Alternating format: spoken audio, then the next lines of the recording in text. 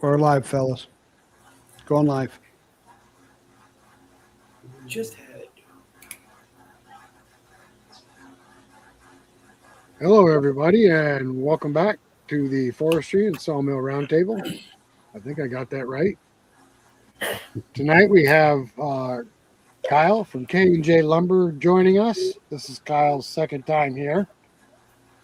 Kyle's very knowledgeable. If you watch their videos, they have a lot of teaching videos out there.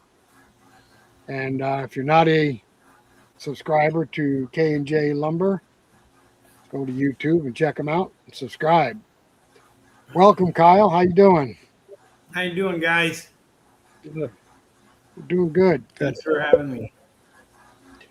You had a very interesting video a week or so ago about the emerald green ash borer beetle. Yeah, green emerald ash borer beetle, the EAB for short. Yeah, I found that video very, very interesting. Yeah. That's good to hear. Yeah, Now, I there's. know that, go ahead. No, go ahead. Do you have a question or? I was going to say, I know they turned the wasp loose to try to deal with the beetle. And you were saying that it didn't work in the older trees because the wasp couldn't get through the heavy bark. Yeah, those wasps that they tried back in the teens, the 20 teens. They're also an Asiatic wasp that didn't have in it. They have what's called an ovipositor, which is kind of like a little drill that gets into the drills into the bark to get into the first part of the tree, essentially the cambium layer. I'm trying not to use too big of words. I know how you guys are. Thanks. We appreciate Anyways, it. yeah, so those it drills through the bark to get into the part where the green emerald ash borer beetle is kind of laying, where the eggs are kind of where they lay, and so they can't get to that layer of bark, because usually bark's anywhere from like at least a quarter inch or at least an inch thick, and that ovipositor, that little drill that the wasps have, is like less than a quarter inch, so it can't get through that bark to get into the layer. So it worked for very young ash trees, saplings all the way up to a few years. But once the bark starts getting thicker than that quarter inch, it's rendered useless, basically. So, that happened to be, if I remember correctly, that happened to be the when those older trees are the ones that are more mature, that the seeds come from and such. If I remember correctly, I'm not an expert at this, but I'm just kind of reporting. I'm reporting on what I've learned so far. So that was the first problem that we had. And I talked with Dr. Robert Blanchett, Dr. Robert Blanchett from University of Minnesota. I wanted to interview him for this episode. Because I came across a New York, it was a St. Paul Times or whatever article about this new plan that they had going on. So I kind of did a little bit of research, found out where he found his email, reached out to him, and he said, we're doing the tests right now for this new method, which involves a fungus, the Bovaria bassiana fungus. I cannot believe that I just remembered that. That is amazing. Bovaria bassiana fungus. Yeah, so it's a pretty cool process. They use this fungus in this weird looking trap. I wish I had gave you guys some pictures. Maybe you could have put it up as B-roll, but there's a really cool trap that that the emerald ash borer beetles, they put it up in the canopy of the tree. It's not necessarily that far down. They have to climb all the way up into the top part of the tree so that when the male, I think it's the male, anyways, it goes through that little trap. It's weird conical looking trap that has different whatever, and it kind of dusts the green, the EAB with this new fungus or whatever, and then they go and they mate with the opposite sex, and then it really just kind of. Have you guys ever seen or heard of the television show The Last of Us? No. Sounds Well, familiar. I don't believe we've seen it. It's a fictional show about a fungus that creates zombies. Now this fungus is similar to other fungus. There's ants that this happens to, and anyways, it basically kind of just freezes them in time. It takes over the body. It's like a cordyceps. It takes over the body, and it will basically kill them off from before they can even lay eggs, which is a really cool process. I'm still learning more about it, But anyways, yeah, this fungus, they have test traps all over Minnesota, at least this area within the quarantine zone. And they're going to be, they say, Dr. Robert Blanchett says that they're going to find out the results sometime in the late fall, early winter is when we'll know more. And then I'll interview him more, and then we can find out if this solution actually works. Now, keep in mind though, we're playing with fire here. I mean, we're raising more questions, guys. Mm-hmm. We got this new fungus, and what are the unintended consequences of this new fungus that they're releasing? Like, that's something that I didn't even think about. And a lot of people brought that up in the comment section of the video. They're like, and I thought it was funny. They're like, yeah, I can't wait to find out the unintended consequences of this. No, it's not that. It's not that. That's the trap. It's not that. It's I mean, it could be. That could probably be an early one if you did a little more search. It's green, and it looks like a bunch of. Oh yeah, I got that one too. Yeah. Put together. Yeah.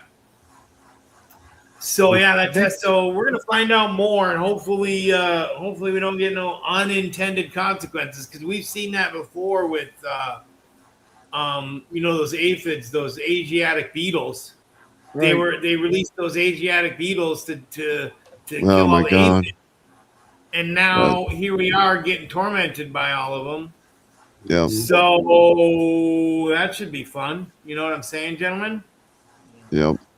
Yes, absolutely. They're nasty. Yeah, every year they come out.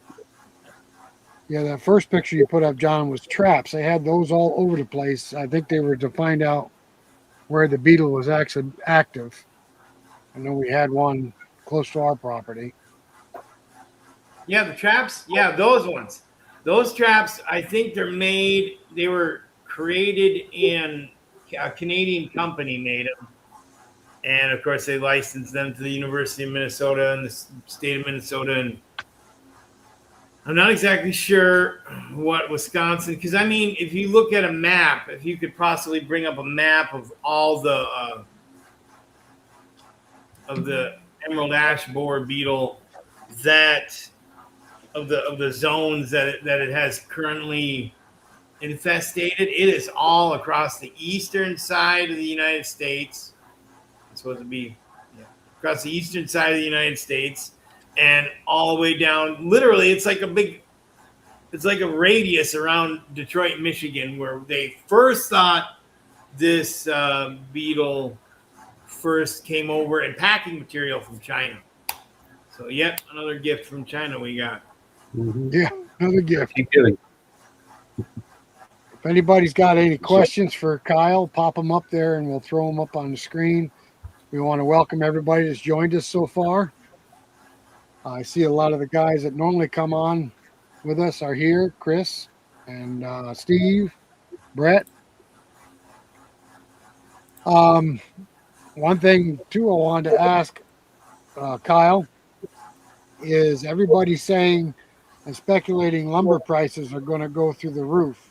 Do you think that too, or Actually, I don't know if you guys remember, I did do a video on lumber prices earlier this year. Do you guys see my video that I published earlier this year yes? about lumber Yeah, I saw prices? the video.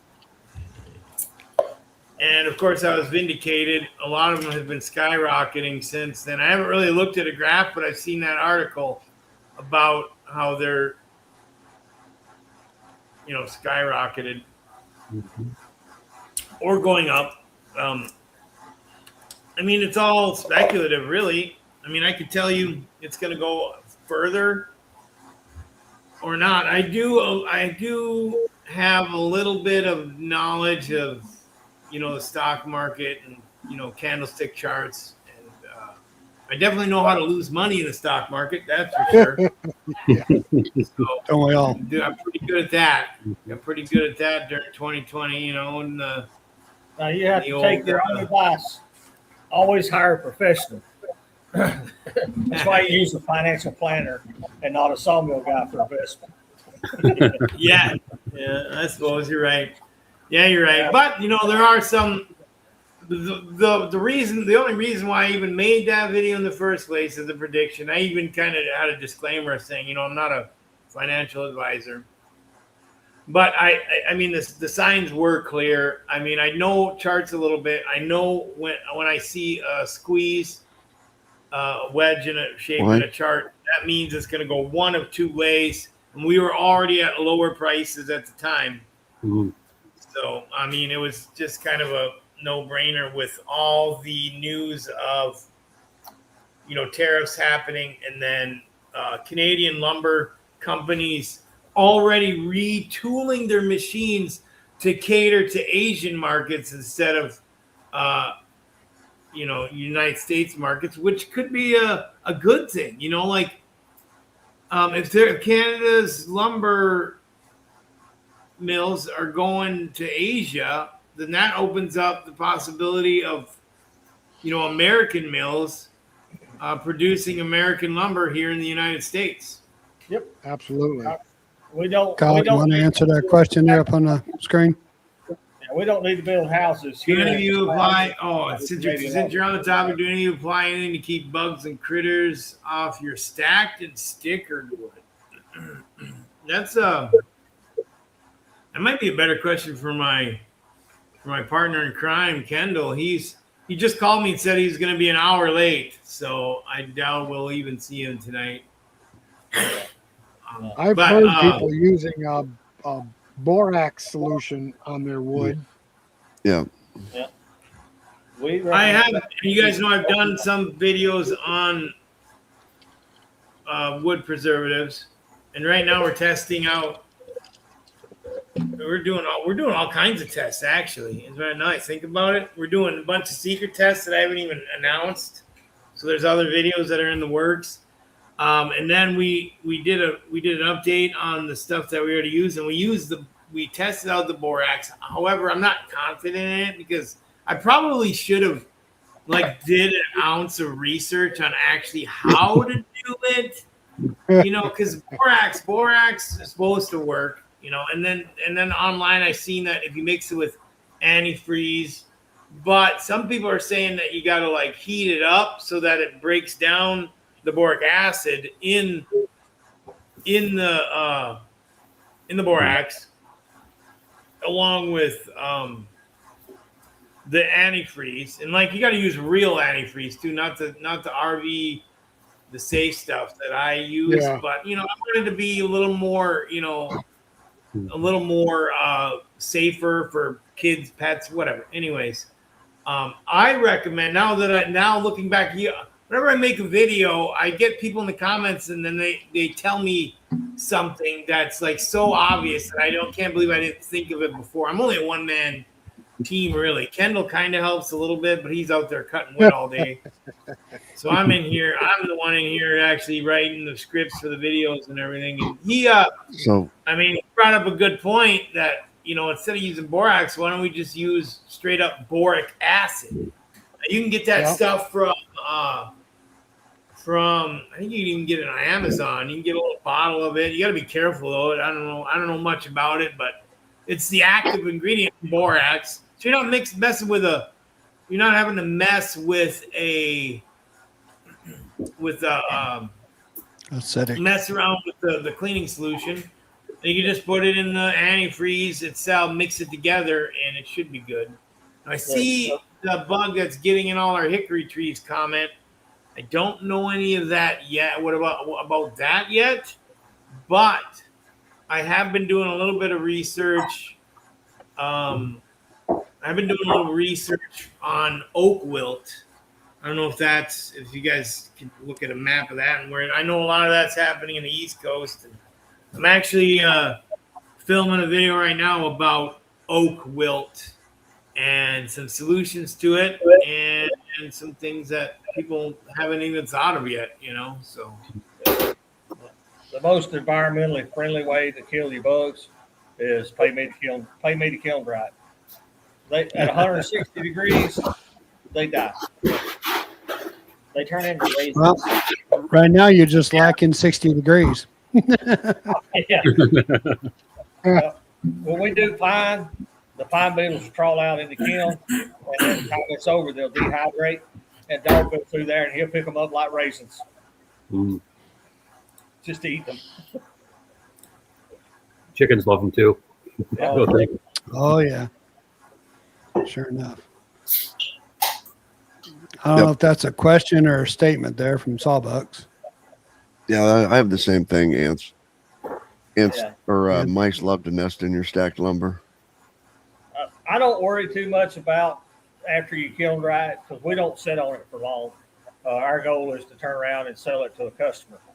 But if you go long-term store wood like that and then build a project, you might want to treat that a little bit, or make sure you stain polyurethane or tung oil all four sides and deep penetrate into the wood, and you'll kill most of them anyway.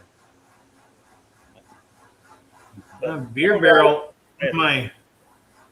one of my beer. Shout out to Beer Barrel. He's one of my OGs from my channel. He says he's got squirrel problems. I guess squirrels. Looks like it.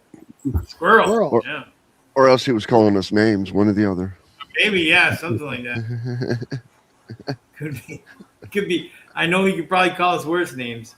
We'll Rick kind of resembles a squirrel. Chipmunk, at least. Eric and Matthew probably have squirrels in that beard of theirs. And you guys are being nice about his mustache. I told you to man up. You got the mustache. Just let the rest of it grow. Hey, I thought about it, but maybe I'll do a poll on my channel and be like, should I grow a mustache? Yes, no. You already got a mustache. Do it on your own. It don't matter what they think. Do it because you want to. Well, I watched a little thing on your. They're too ugly to I shave. watched a little thing on your channel, Kyle, about rules for commenting. I thought that was pretty cute too. Beer Barrel says no pit bull handles the squirrels. No pit bull handles squirrels. Yeah, I'm commenting. I forgot what it is. Usually, I thought it'd be cute, like just no spam. Number two is like I know I'm fat, and I know I look like Danny DeVito or sound like Danny DeVito. Yeah. I get a lot of them, and then the third one was like, I wonder if anybody even reads these. Most people don't. I've only had a handful of people that actually commented and said, "Yep, I read it and it's funny and whatever." But yeah, I get a lot of people tell me that I'm, sound like Dan with my raspy voice. I sound like Danny DeVito. Look like the Lorax, Mario. Mario, I could see. Hey, Mario, Yeah, I there's a- see. We get you a red hat. You be on the road. Yeah. Hey, yeah, actually, Mario. I do have. Actually, I have a picture of me. One of the Halloweens, I dressed up for Mario for our church's trunk or treat when I first had the mustache growing, and that's pretty good. Pretty cool. Yeah. Don't be Oh. on YouTube if you get your feelings hurt. Rick, Brad's sucking up to you. I see that. Now, Sawbuck's talking about responding to at Chris the Wood guy there. I just covered the stack with old metal roofing. It all open to the elements. Now, I like that. Yeah. However, you got a situation now. I mean, in my video, we talk about how you need to have it. You need to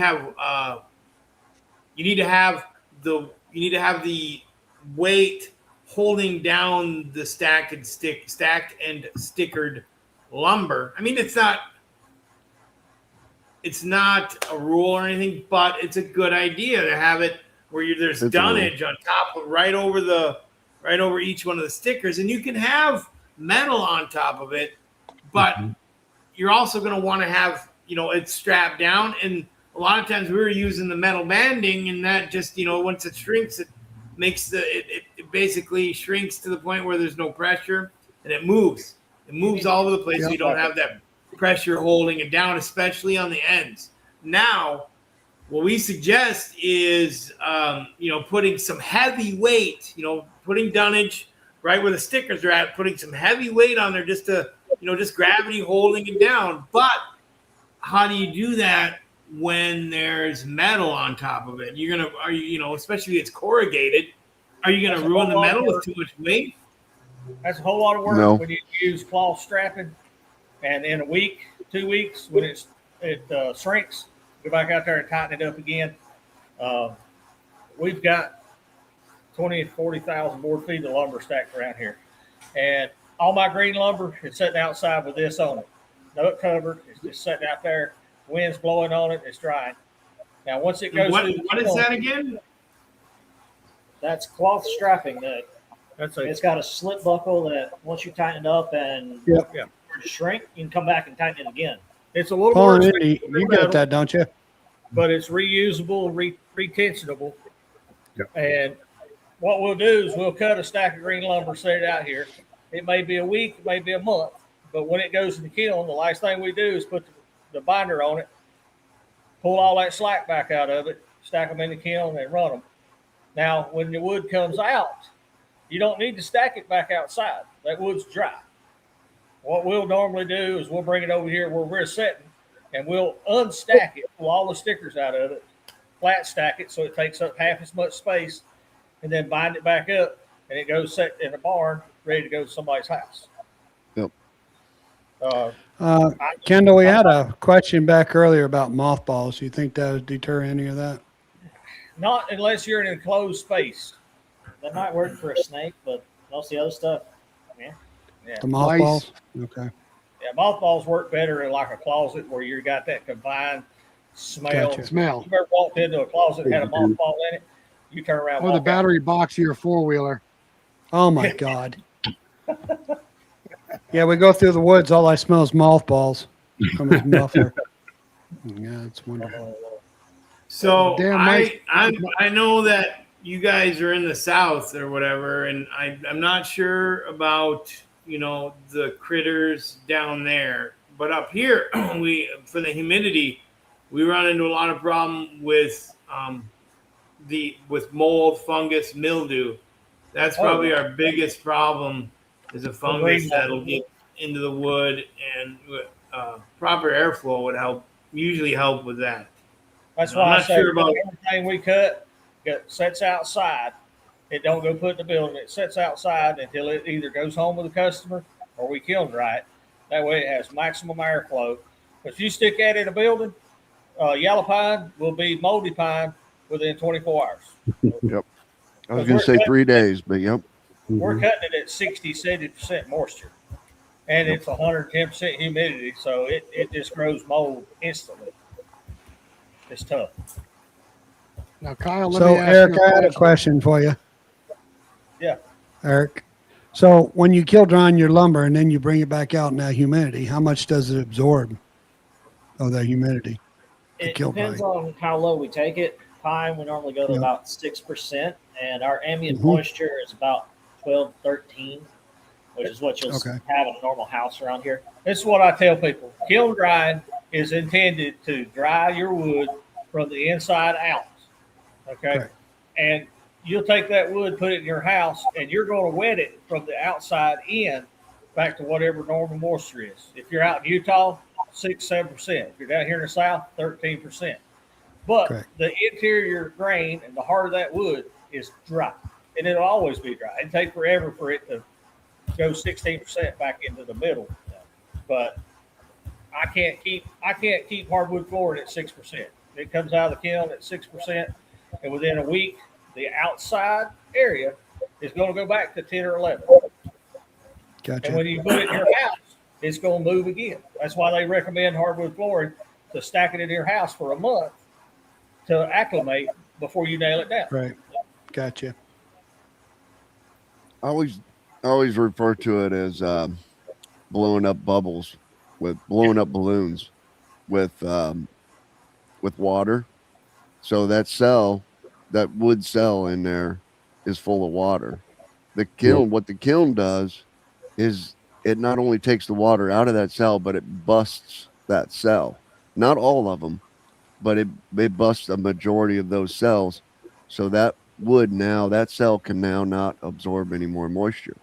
Now, there are plenty of other cells around it to absorb the moisture, but it can never go back to 30% or 17% moisture like it was. You know what I mean? It can only get so much in there and only move so much now. Okay. My goal, Before I- and I try to explain that to all new customers, kiln drying is not going to make your wood perfect, but what it's going to allow me to do is stress test the wood and shrink it, pull that moisture out of it, and see if it's going to crack or split. And you'd rather it crack or split now versus when you install it in a table, a bookcase, or hardwood floor. Yep. That's probably is an What easier it's way. going to do, we just make it happen faster.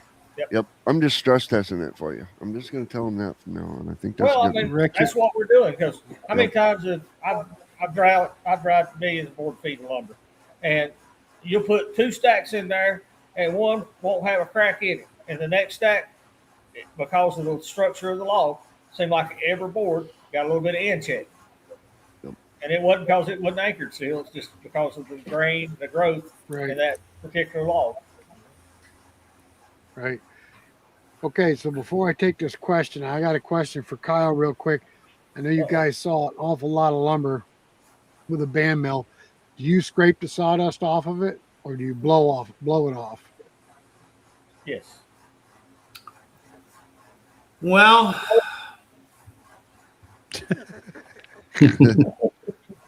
Or do blow you leave it or on? scrape? we don't do Or either leave it. Don't do You don't. either. either. Okay. You just leave it. because I guess that's another question for Kendall. He's out there. He probably has a very sophisticated answer for this, but you got to realize that a lot of the product that we do is made for pallet parts. Right? It's Okay. not for a particular customer. We do cut some roughs on for trailer decking or white pine for like board and batten. Do a lot of blocking, hay racks, etc. But a lot of their stuff goes into pallet parts. It's stacked together. We cut it to size, and then it brings it to the mill over to the pallet shop, and they build pallets with it right after. So I got you. a lot of that sawdust is so. I mean, the blade. So it's such a large mill. Blade so fast that you got to realize that. And also, by the way, guys, we have an hydraulic log turner. It throws the boards off onto chains. So once it slams down on the chains, it really kind of knocks a lot of that sawdust right off. And then we stack it and we grab it and then either run it through our resaw line if it's still live edge, or stack it right directly on there. There's usually no sawdust on there after that, after we have a log chain system. Right. So, Yeah, the handling knock Okay. a lot of sawdust off. Yep. You definitely need Okay, to get it so on there. That's why we always blow our stacks out when we're done and before they go in the kiln. Last thing we do is blow through it, get all that loose sawdust out. Because it's just going to cause mold. yeah. And some species, we get little dose sawdust, and others, it piles up. Right. Especially when we're sawing Okay. the big stuff. So the question at hand, this gentleman contacted me today. He was bucking up some logs out of a tree, and he could hear crunching inside the pine log. Yep. I mean, So whenever Fine. Tim and I get a big load of pine, we always, if we're not going to use it right away, we always cut it into square cans, and that way it keeps the bugs out. There is another way. If you can peel the bark off of it, the bugs won't mess with it, or if you can throw it into a pond. Yeah, if you can keep But right it wet. now, the bugs are in his log, and he can hear them crunching. So Not a great I sound told to hear. him to cut it. I told him to cut them into square cans before they get too deep, but I don't know how deep they've gotten. And now we're back to what can I spray my stuff down with to kill the bugs? Yeah, it's probably too late at that point. On whole logs, I've had some luck with borax and warm water. Depending on what you're using doesn't it kill what's for, in it there, might but be keep less better with the urine bugs. in. Right. yeah, I like the pond. I like throwing it in the pond or water. Wormy white Carlito says, Monopoly Man. Best thing to do to keep your pine beetles out of your pine logs is keep them wet. Yep. Put them in the shade. Put them up next to a red dirt bank, and keep them damp. We just sawed logs this week that's been on the stand out there up against the bank for 6 months, and they're perfect. Surprisingly. Just so. want to take a minute here. If any of you guys are new to any of our channels, make sure you hit that like button and also hit that subscribe button wherever it may be, guys. It helps us out. It's a free way you guys can help us out. Thanks. Yep. Absolutely. Absolutely. Also, if you're coming in off your cell phone, there's a what is it you can hit with your cell phone? I forgot. No, right? Just double tap Hyper. the screen. The hyper No, the button. new thing. Hype. Oh, the the hyper. Oh, hey, Jesus. Yeah, you can hype a video. Yeah, if you can hype your if you watch a video and you can hype it, that also helps us out. I have to apologize in advance if you hear Fenway barking in the background. Fresh tar and gravel on the road. So every time a car goes by, she thinks it's someone coming up the driveway. Get control of your female, will you? A little public service announcement. If anybody out there is looking at getting into YouTube, you've got between now and February the 1st of next year. Yep. And YouTube is doubling the requirements to get monetized. Good luck, right? It's going to be a lot tougher. I will lose I'm gonna mine take for it right sure. now. We struggled for the watch hours. I don't know how anybody's ever going to get 8,000 watch hours. If you don't have Or somebody 20 million on shorts. you're going to go for years before you ever monetize. Yep. And that's If 20 that- million what they're thinking. views, not total views. You need about 40 million total views to get 20 million certified views, or whatever they call it. Yeah. Yeah. For shorts. Yeah, Well, I don't know I if think that's what what they're they're thinking is that they're paying out too much money to monetize channels, so now they're making it harder. Mm-hmm. Well, every channel that runs a video that's not monetized, they still run an ad, and they still Oh. keep 100% of the ad revenue. Yep. Absolutely. Cheap people. D Barrel, we're in Western North Carolina, buddy. Appreciate you watching.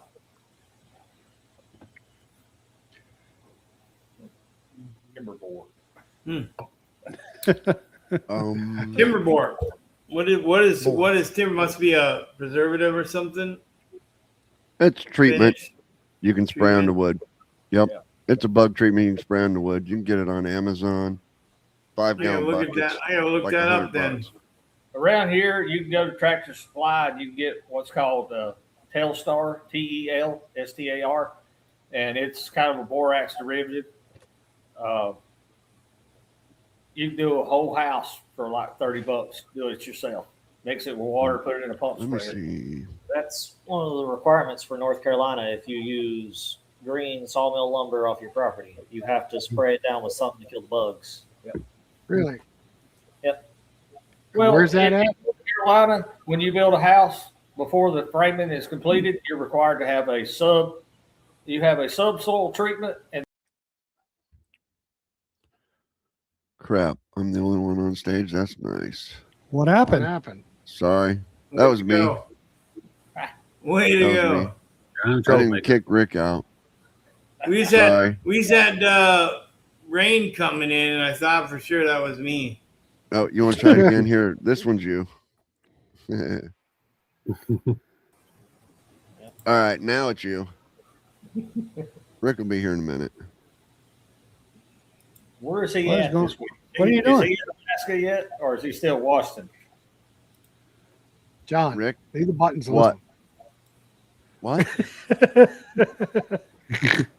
What'd you say? Rick said, "Leave the buttons alone." I didn't. We didn't set Where are it you up. at this week, Rick? What state you in? Confusion. Me? Yeah, Confusion. every day. We're talking about one of the 50, unless you're in Canada. Yeah. We're in the Adirondacks, upstate New York. Well, I know where This is you're it at. behind me. That ain't where he's at today. He's traveling.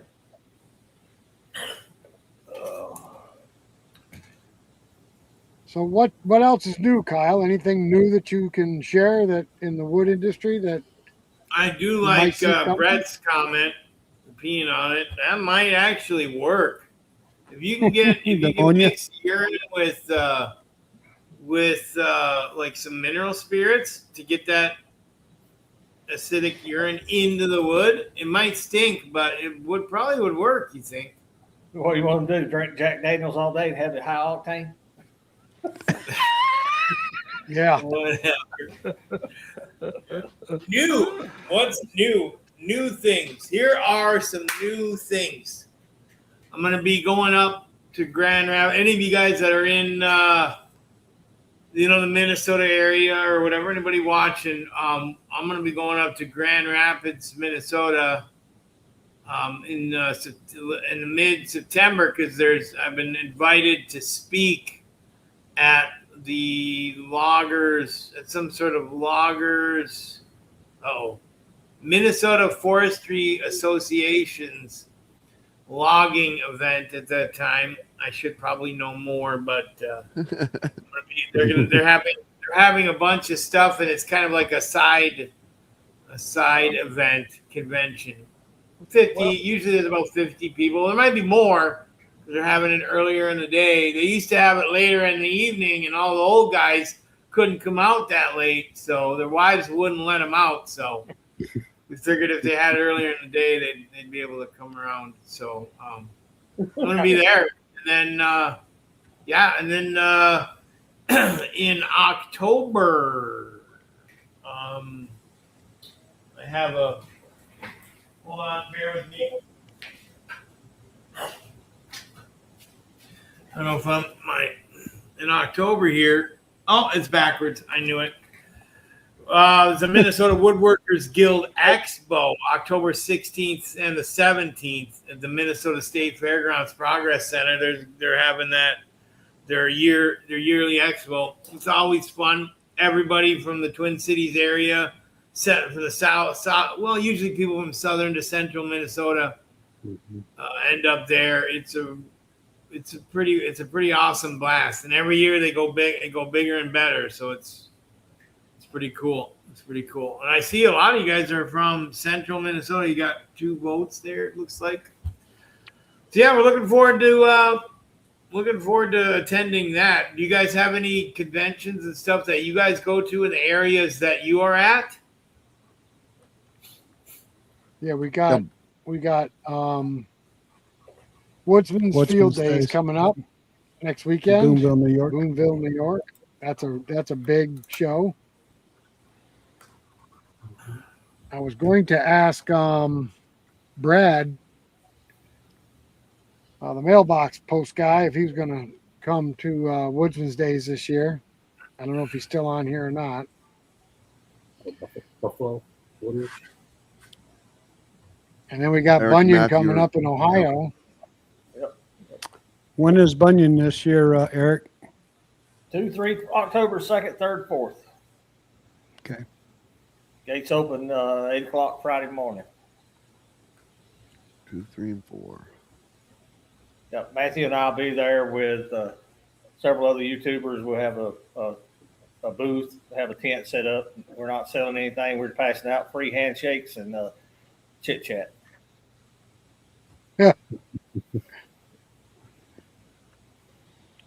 Not going to drive a bunch of lumber up there and sell it? Heck no. What about your T-shirts and hats? You know, people always ask me why I don't bring lumber to these Minnesota, to these woodworkers expos and such.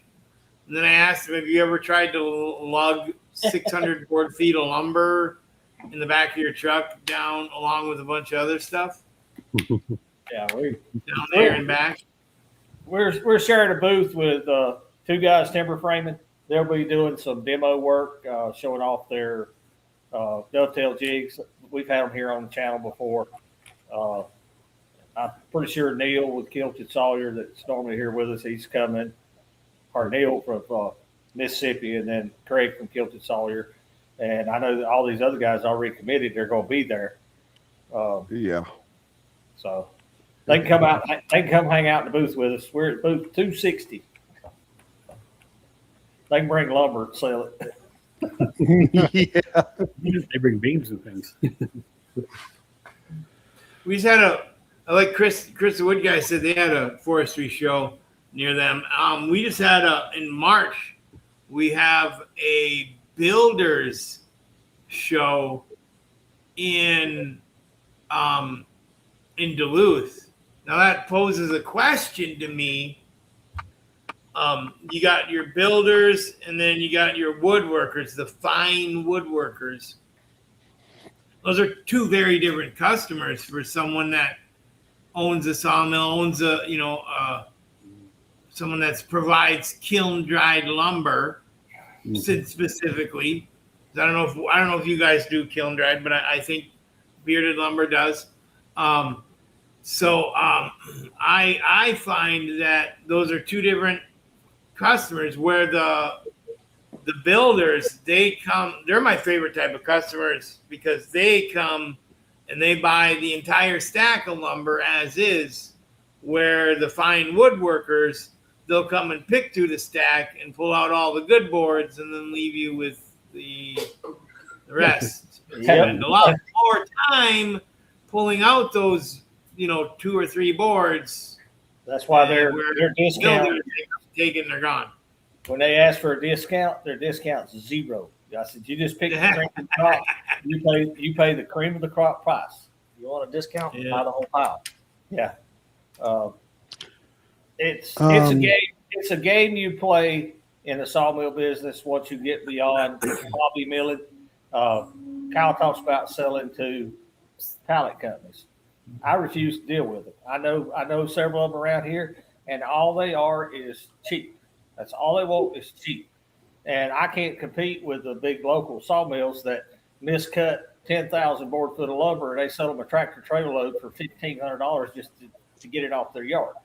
I'm not going to work for nothing. I don't sell to third-party buyers that are going to take my product and resell it to somebody else. I don't want to deal with it.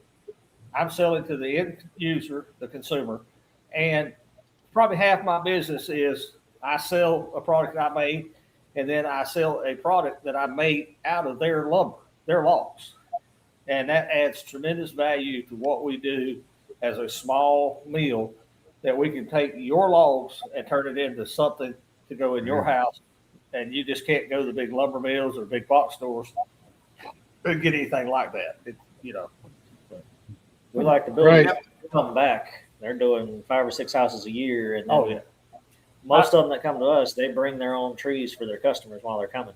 Yeah, I love. Don't get me wrong. I love the homeowners. They're excited about what they're doing.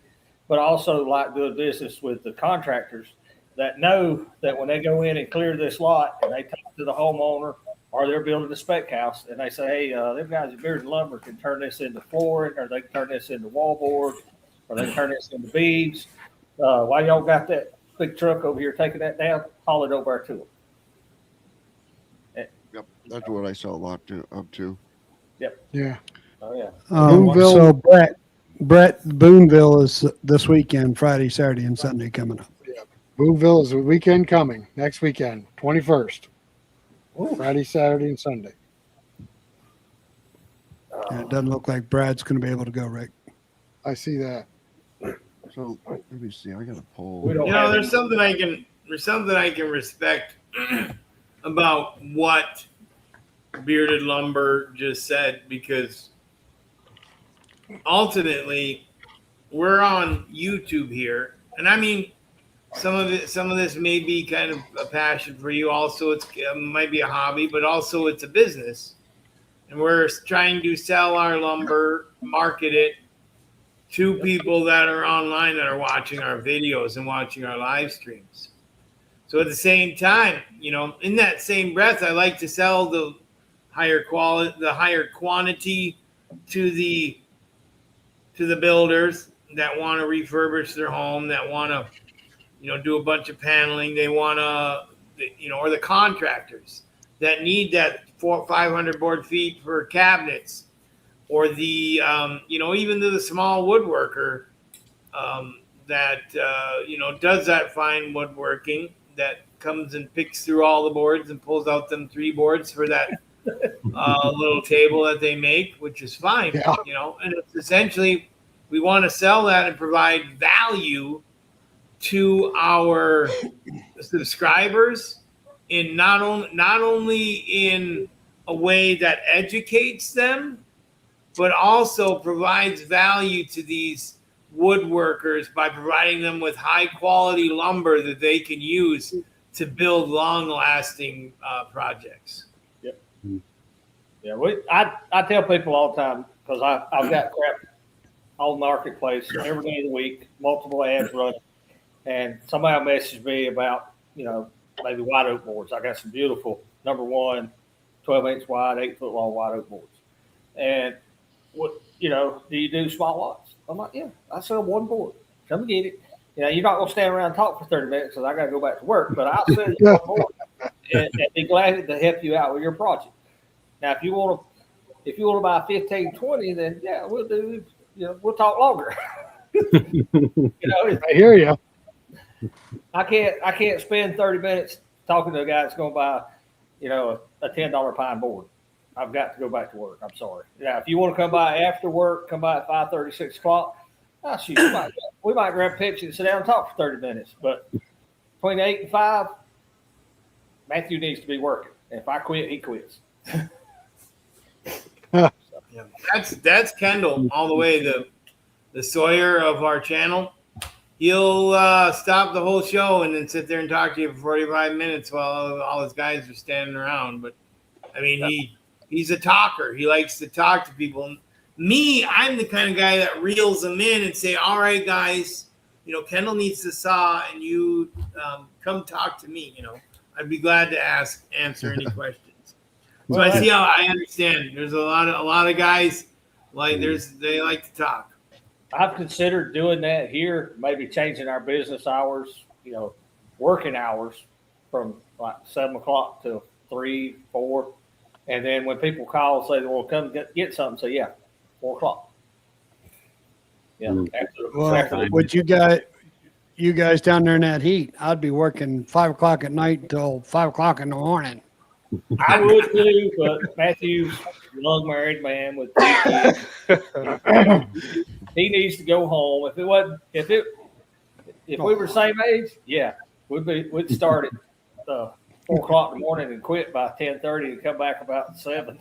Work till midnight. A lot Wait a cooler minute, at come night, back. isn't it? But I work 3rd shift. It can be done. It's just hard to work 3rd shift and to take care of customers during the daylight hours when you're sleeping. Yeah, 3rd shift sucks. That ain't normal for people to work 3rd. That is the No, truth. that's not normal. No. We cut up. Questions, see. feel free to ask in the chat. We'd love to hear all your guys' questions. I got a question. I got a question for the viewers right here about Kyle. Uh-oh. Right there. What do you most want to hear Kyle talk about tonight? Running K&J Lumber, selling. Press 1 in the chat if you want to hear him talking about running K&J Lumber. If you want to hear him talk about selling lumber and pricing, press 2. If you want to hear him talk about sawmill equipment, press 3. If you want to hear him talking about growing a lumber business, press 4. That might give him some ideas for his channel too. Yeah, and that's the thing. It's like it's difficult to it's a little difficult to find quality topics that you guys want to learn about because I mean I could do research on videos. I could cover topics that have already been covered. We're back. It's just you got to find. It's hard. It's a little difficult to find the topics that you guys want to learn about. Mm-hmm. So, Well, we got So numbers then coming there- up. Yep. What happened to Eric and Matthew? Oh, there they are. Oh, They're well, back. it doesn't look like I'll be doing any talking. I think Kendall just decided he wanted to show up. So, Oh, good. All right. Well, before Kendall takes over, I Quick. see a lot of videos where you're explaining flooring and paneling and stuff from hardwood boards you guys are sawing. Do you sell a lot of stuff like that? oh, I suppose I should have taken that. I don't think he heard you, Rick. Somebody repeat the question. Maybe I'm You asked me missing a out. question. Yeah, Rick asked your question. Sorry, Yeah, go I see ahead. on a lot- Repeat that. I see on your videos that you advertise a lot of flooring and paneling. Do you guys sell a lot of that? We try. Well, we run into the problem. We run into the problem. A lot of and for the first of all for the people that have been watching the whole time. If you're new, this is Kendall. He's the owner. He's the Sawyer of K&J Lumber. Well, actually, his wife's the real owner or boss, but she's the real Welcome boss. to but the he's- show, Kendall. Yeah. So, anyways, yes, paneling. We run into the problem is that we have a higher quality product, in which case it take the milling that goes into it is kind of expensive. It's hard to compete with those bigger companies that can produce a lower quality product for cheaper. And a lot of the people that they look at our price, which is a little bit higher and higher quality. They look at the other price, which is a little bit lower but lower quality. So you got to realize that and it's all about value. So and it's all about time. Whether you're gonna comes back to whether you're gonna use time or money to get this project done. If you don't have enough time, you're gonna have to throw money at it, right? So when it comes to when they're using and they're buying this lower quality product, they don't realize that they're going to be not only using a lot more, they have to buy more because it's all lower quality. They're going to be wasting a lot more. They're going to be fighting to put this product together because it's made crappily. So they got to fight to put this product together and put it up on their wall. It's going to take them twice the amount of time. Whereas if they just spent a little bit more money, through us, you're buying a higher quality product that you don't have to fight to fit together to put on your wall or ceiling. And then, you're not buying as much because it's a higher quality product. So you're not wasting as much. So ultimately, you're spending more, you're spending about the same amount of money, but twice as much time with the lower quality product. Right. Yeah. The other trick with paneling is like, if people come in like, well, I want to do this paneling. You're like, well, we don't have it. We can get it made. Well, but I want it now. So then you get a bunch made, and then that magical customer doesn't come in for what you have. Like, oh, well, if you had it in this, I'd get this, but you don't have that. So Right. it's like never You can't ending. be everything to everybody. You just have to give up on that. Yeah. So I get them all the time. They call, and I'm like, guy, you're 6 months behind on your planning. yeah, You know, it's like this product right here. That's walnut hardwood flooring. You don't get that made overnight. You know, that costs a lot of money to make walnut hardwood flooring. And the customer that's going to buy this, hopefully, most of the time, they're forward thinking enough to be out in front of it and order it ahead. yeah. Never fight. Well, you got somebody in your neighborhood that works for nothing. Don't fight with them. Let them work for nothing. That's an 8-inch T&G V group.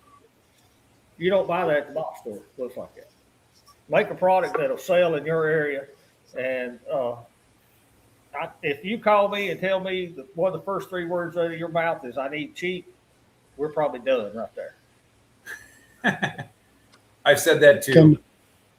You guys got a question up there? How do you determine the strength and durability of different hardwoods when hard? Well, first of all, there's the Jenka hardness scale, Yep. which is basically, a scientific process they use to determine the hardness of different woods. Now, and the way they test that is by driving a 1/2-inch steel ball through a kiln-dried piece of wood halfway and determining the pounds per square inch. You can find this scale online easily. They have charts that show from the softest of the woods all the way up to the hardest of woods, and then also there is. I remember the trailer decking video we did where we rated different woods based on the bendy strength. Oh of yeah, it. I remember. What do they call that? You remember that? Yeah, it's I can't remember, but we were doing our trailer deck video, Yeah. which is pretty popular too. I mean, we were showcasing different woods, and then obviously we're gonna put something heavy on it. You're gonna want to know the bendy strength of it, and I can't remember. It's like the MO or OM or now it's gonna bug me. Here we go. Yeah. Now I'm googling it. That sounds like something you Flexibility. might get Yeah, into well. with. That sounds like something you might get into an aircraft building. What, the flexibility, Kyle? Yeah, the bending Look strength. at the amount of deflection. Gotcha. That is big in framing lumber. That's one of the grades that they put on framing lumber. We all know a stud in this configuration carries lots of weight. But when you stand it up this way and you're spanning, they need to know what the deflection MOR. is over a certain span. Great. Now here, I found it. It's called the MOR scale, or the modulus of rupture. For everyone in the chat that doesn't know, that's a big fancy word. It's the primary calculation test that represents actual bending strength. It measures the peak stress of the wood it takes before it breaks. Now, there's also the modulus of elasticity. It measures the stiffness. It tracks how much wood bends under normal weight without permanently breaking. So there's two different, Bouncy and bendy. Yeah. Stiffness. well, breaking and bending. Breaking and The bendy. stiffy. Now, a question for Kyle. Do you guys keep kiln dried inventory that you turn into tongue and groove, or you try to make tongue and groove and have it readily available? Well, what we tried in the past is to just have it made, but right now, currently, we have a fair amount of just basically blanks that could be made into paneling, but we haven't made them because we got so much already. I'm just kind of like, well, we're not gonna. Well, that's what we do. I don't keep any of this ready to go. Sure. One, it's going to warp, bend, it's going to get damaged. What I keep is buildings full of kiln dried lumber that are 1x9s to make 1x8s, 1x7s to make 1x6s. And if somebody calls me and says, "Hey, I need 100 1x8s to put on the side of the barn," I take 100 out of that stack and they go home with them. If somebody calls me and says, "Hey, I need 500 square feet of T&G," I pull out that same stack. We bring it in here, edge it, tongue and groove it, make an order specifically for them. Every board is exactly the same. Because I like Yeah. to make, if I tell you it's 6 inches, I like to make a 6-inch board, not a 5 1/4. Right. So, and if customer calls me and says, "Hey, I bought some from you 3 months ago," bring me one of your pieces and let me mark it, and we'll make an exact match of what you had. You know, because sometimes you get a batch of lumber that won't make a 6. Maybe you had to go 5 7/8. Just had a lot of defects. So Right. we try to run it in batches. It works out better. Yeah, I think in the future that's what we're gonna try and do. Yeah, The trick was paneling is always like people want it and then you don't have it and they want to wait to get it milled. So we thought we'd try and build it ahead, but I don't think we're gonna do that in the future. Well, I guess my next question for you, Eric, is this interior or exterior that you guys are talking about? We mainly do interior, but I recently bought the knives to do exterior shiplap, Okay. and it's still the same thing. I'm not going to make it ahead. I'm going to wait for the customer to show up. Now, I guess my question, do you kiln dry for the exterior stuff, do you still kiln dry it or do you do it wet? You can't run. Or mill it up wet? Well, that don't turn. You can't run that mess through our molder. It's got to be dry. It's got to be kiln dry. That's what I thought. I mean, I was asking a question I already knew the answer to, but Yeah, we also get a lot of contract. wanted to make sure because Right. sometimes I don't really know much about the exterior milling of exterior woods, but sometimes customers ask. It's always good to The have that biggest in my thing, arsenal. the biggest thing with exterior is you want to kiln dry it, and if this board splits, then maybe it's not a 12-footer, it's an 8-footer, or you cull it all together. Last thing you want to do is mill it, and then it dries and it cracks and splits. And with Yeah. pine, it crystallizes the sap so that when you paint it, it doesn't just bleed back through when it warms up. Right. That's the other purpose of kiln drying. The hotter you get this wood, if you get it 140 degrees, yeah, it's killed the bugs. But when you go to sand it, once you get 140 degrees, the creosote turns back to gel. If I take it to 160, 65, then you've got to exceed 165 degrees with a sander or a molder before that creosote will turn back to that nasty mess we all fight. Sure. So, Kyle or Kendall, what dimensions are you milling your paneling? Well, it's important to note that we don't do any kiln drying or milling here on site. We leave that to the professionals that probably could do it better than we ever could even think of doing Yeah, we've it. got a couple of really good mill workshops near us. We just Okay. hired out to them. Yeah, it's just so much easier. Generally, what I'm doing is I'm cutting about a 6-inch board. Like when I get down to my lower grade and I'm thinking paneling, if I'm going to do that, then I don't go any less than 6 inches. But gosh, by the time they get done with it, some of the paneling is only 4 inches, a 4-inch reveal on a 6-inch board, depending upon what they do, how that board dries. If we're lucky, you get that 5.5 or 5 inch is pretty common. To make this is a finished 8, not including the tongue. I cut that Yep. board at 9 inches, and then we straight line edge it at about 8.5 because it's almost 8 and about just a hair over a quarter to include the tongue. And if some reason this don't make an 8, we'll drop down and punt and make a 6. Yep. But I try to talk most of my customers into that is to do 2 different sizes. Now, if they call me, I want 1,000 boards just like this, perfect. Well, this is not the same price as a run of the mill type random where you get knots and little defects and different things. Yeah. It's like this wallet. You don't get this wallet for 3 times hardly the price of oak. It's wallet. Yeah. You got to have a heck of a budget for that because I gotta have a big budget to go buy enough to do 1,000 square feet. Yeah, I guess. It's amazing in paneling and flooring how much you lose. Oh yeah. I mean, by the time you start with a 6-inch board, you end up with a 4-inch board, end up with a 4-inch reveal. so you're selling, basically square footage and paneling. That's how we sell it.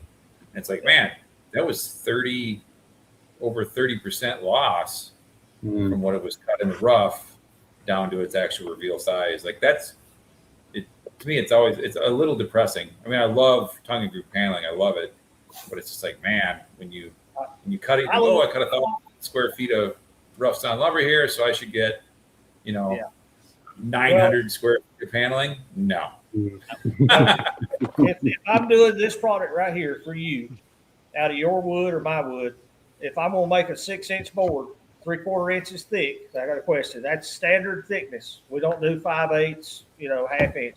It's a full 3/4. To make this a 3/4 by 6, I will cut it at 5/4 by 7.5. But it also depends on the species. Yeah. The pine, we'll cut it at 1.125" to get down to 3/4. Pine's completely Sweet different. gum, we go to almost 1.5". But you're throwing away that wood. The last thing you're going to do is get down to this finished product and you got a defect in the face because you didn't leave enough material to plane it out. So, and I tell people that if I'm sawing their wood, well, how much do I need? Just bring it to me and I'll saw it. As soon as I saw it, I can count how many 5/4 by 7.5 I got, and then I'll refigure them at 3/4 by 6. And I can tell you exactly how much yield you got, whether you got enough or you need a little bit more. Yeah. Because there's, like I say, about 30% waste in making flooring. Not near as much in tongue and groove because it's not quite as critical. But when you're paying the price of hardwood flooring, it's got to be on the money. Yeah, with our flooring, you only get one good face, where our tongue and groove, we run them double-sided so you can use either face. Yeah. Yeah. With all that planing, Eric, you got a market for all the planer shavings? So they just go in the Our problem is we do stuff like walnut and things like that, and any kind of fruit wood like that will kill a horse. Yeah, I don't fool with it. Eventually, I've got a big pile of dirt, a hill behind my shop. When all that's gone, I won't be able to build it out here with 2 bins that I can put pine, sawdust, and pine shavings off our motor in, and I can sell those as good quality bedding. And then another bin of all the mix that you can use it for garden or turn it into mulch or whatever. But it has no, and you can sell it to a pulp mill, but we don't have any around here anymore. But the pine does have value if you keep it separated. Kendall, what are you sawing up to make pallets? Right now, we've been doing a lot of aspen and a lot of oak and ash. Actually cutting a lot of ash too. I bought the ash borer is just coming through, and so a lot of people are cutting ash. And it sure don't saw very nice now, but we're chewing through it. It's hard on blades. Are you cutting the runners or the slats or both? We mostly the stringers, but of course on the jacket boards, we generate a lot of jacket lumber too off the stringers, and so those all end up going back on the pallets pretty much too. We save a little bit of the jacket lumber if it's nice, but if you don't mind me asking, what thickness do they like to have on that kind of the waste board? 3/4, half? So on our we do standard 4/4 lumber for our skids that we build some big industrial skids. So they've got a 2.5 by 3.5 stringer hardwood, and then the top boards are usually either 1x4s or 1x6s with that. It's still full 1.125", the 4/4. I had a couple of them I dealt with when we first started, and all they want is the cheapest thing they can buy, and I could sit at the house and make more money doing nothing than I could sawing for them. Yeah. And that's partly because of my area. There's 3 big commercial mills, do 1 million board feet a week, and all their offcuts, all their waste, all their screw ups, they put it on a tractor trailer load and they buy it. And then they got to resaw it, resize it, do all this, but they're getting it for 15-20 cents a board foot most of the time. But there's also 8 or 9 pallet mills around here too. Yeah. Sure.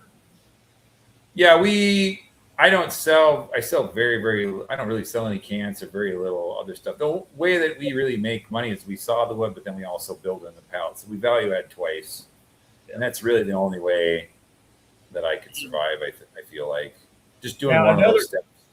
Another good business you can get into is we got a customer about an hour away from here. Actually, they just pulled out the end of the road yesterday, picked up the bundle. They ship heavy stuff. They do concrete bridge timbers, big equipment, and they'll buy 4 to 6 hardwoods that they'll chop up into blanks to lay on a guy's flatbed trailer. They're all single use. Yeah, and he ordered a whole pallet of 5x5, 12-foot long pine that they're using for dunnage. They've been using these little landscape timbers, and whatever they were shipping on them was literally just crushing them. Huh. So dunnage, if you got a production facility that does a lot of material handling like that, you can make some money off of them. I charge them a fair price, but Yeah. they buy quality. They show up, and their money's good. Yeah. We do some blocking and stuff there's a lot of gravel around here, so they use it for all those crews and some trucking companies. We do it. You'd be surprised. Yeah, you just got to work Like your anytime I area, get- find a market in your area for your wood. Yeah. If I make a white oak 6x6 10-footer, it'll sit around a little while, but it always finds a home. So Yeah. when I get a small log that'll just give me a 6x6, a lot of times I just cut a 6x6 off it and roll it off the mill rather than waste time. I do the same trying to thing. A guy brings in a load of logs, and you got 2 good butt cuts, and then you got 2 12-foot pieces that are limby. You can't cut grade lumber out of that. It's either trailer decking or cribbing. And I'll set them to the side, and when this guy calls and wants an order, that's what we pull out of. We don't pull out of them 2 butt cut logs. Yeah. Because he don't want to pay butt cut prices for cribbing. Yeah. So, Brett, we had a video come out about a month ago now talking about our alternative to what cedar is for outdoor use. We've actually started cutting Leland cypress because it's pretty well rot proof outside. It's good for garden beds and stuff like that. Yeah, it's cheap. It's cheap as pine, but it's durable. I've got a raised garden bed at my house made out of it. It's been there for a few years and it ain't moved. It's a weed tree. Most people buy them, plant around the hedgerows in front of the house, and they'll get, 12, 18 inches. I've got some a little bit bigger that got a little older. It's kind of like cutting cedar. You're going to hate it because it starts big at the bottom and tapers real small at the top, and it's covered in limbs. But it's a product you can sell to somebody that's looking for something a little more inexpensive. I get it all the time. They want cedar, and I'm like, I can't get cedar because our cedar is bad. But if I did get it, you're 3 or 4 times the price of using this product. You sure you want to put it in the ground?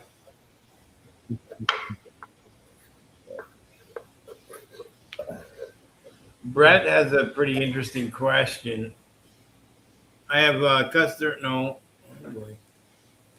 A customer Here, I'll that's put it making- back up.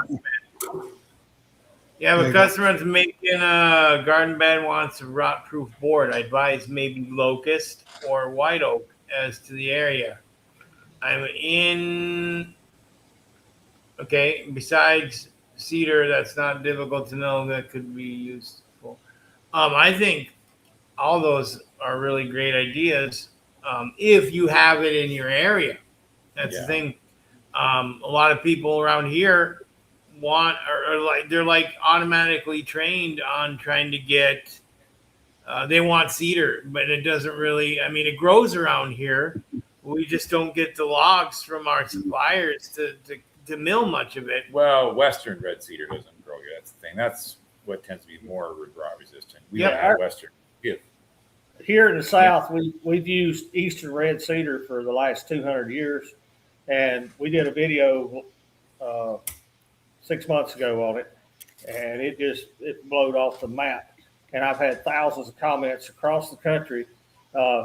Everybody knows about the emerald ash borer, but the red cedar is dying from East Coast through out to the Mississippi. Something is killing the heartwood in it, and when the trees are cold, they're unusable. They're just full of heart rot. Right. And that's why I tell people you can't use it for garden beds anymore because it used to be cheap. It's not cheap anymore. Supply and demand, and the demand has went up, so has the price. Same thing with white oak. I think the important thing is to research what type of rot resistant woods are good in your area. Right now, in our area, white oak is probably the best. It's abundant.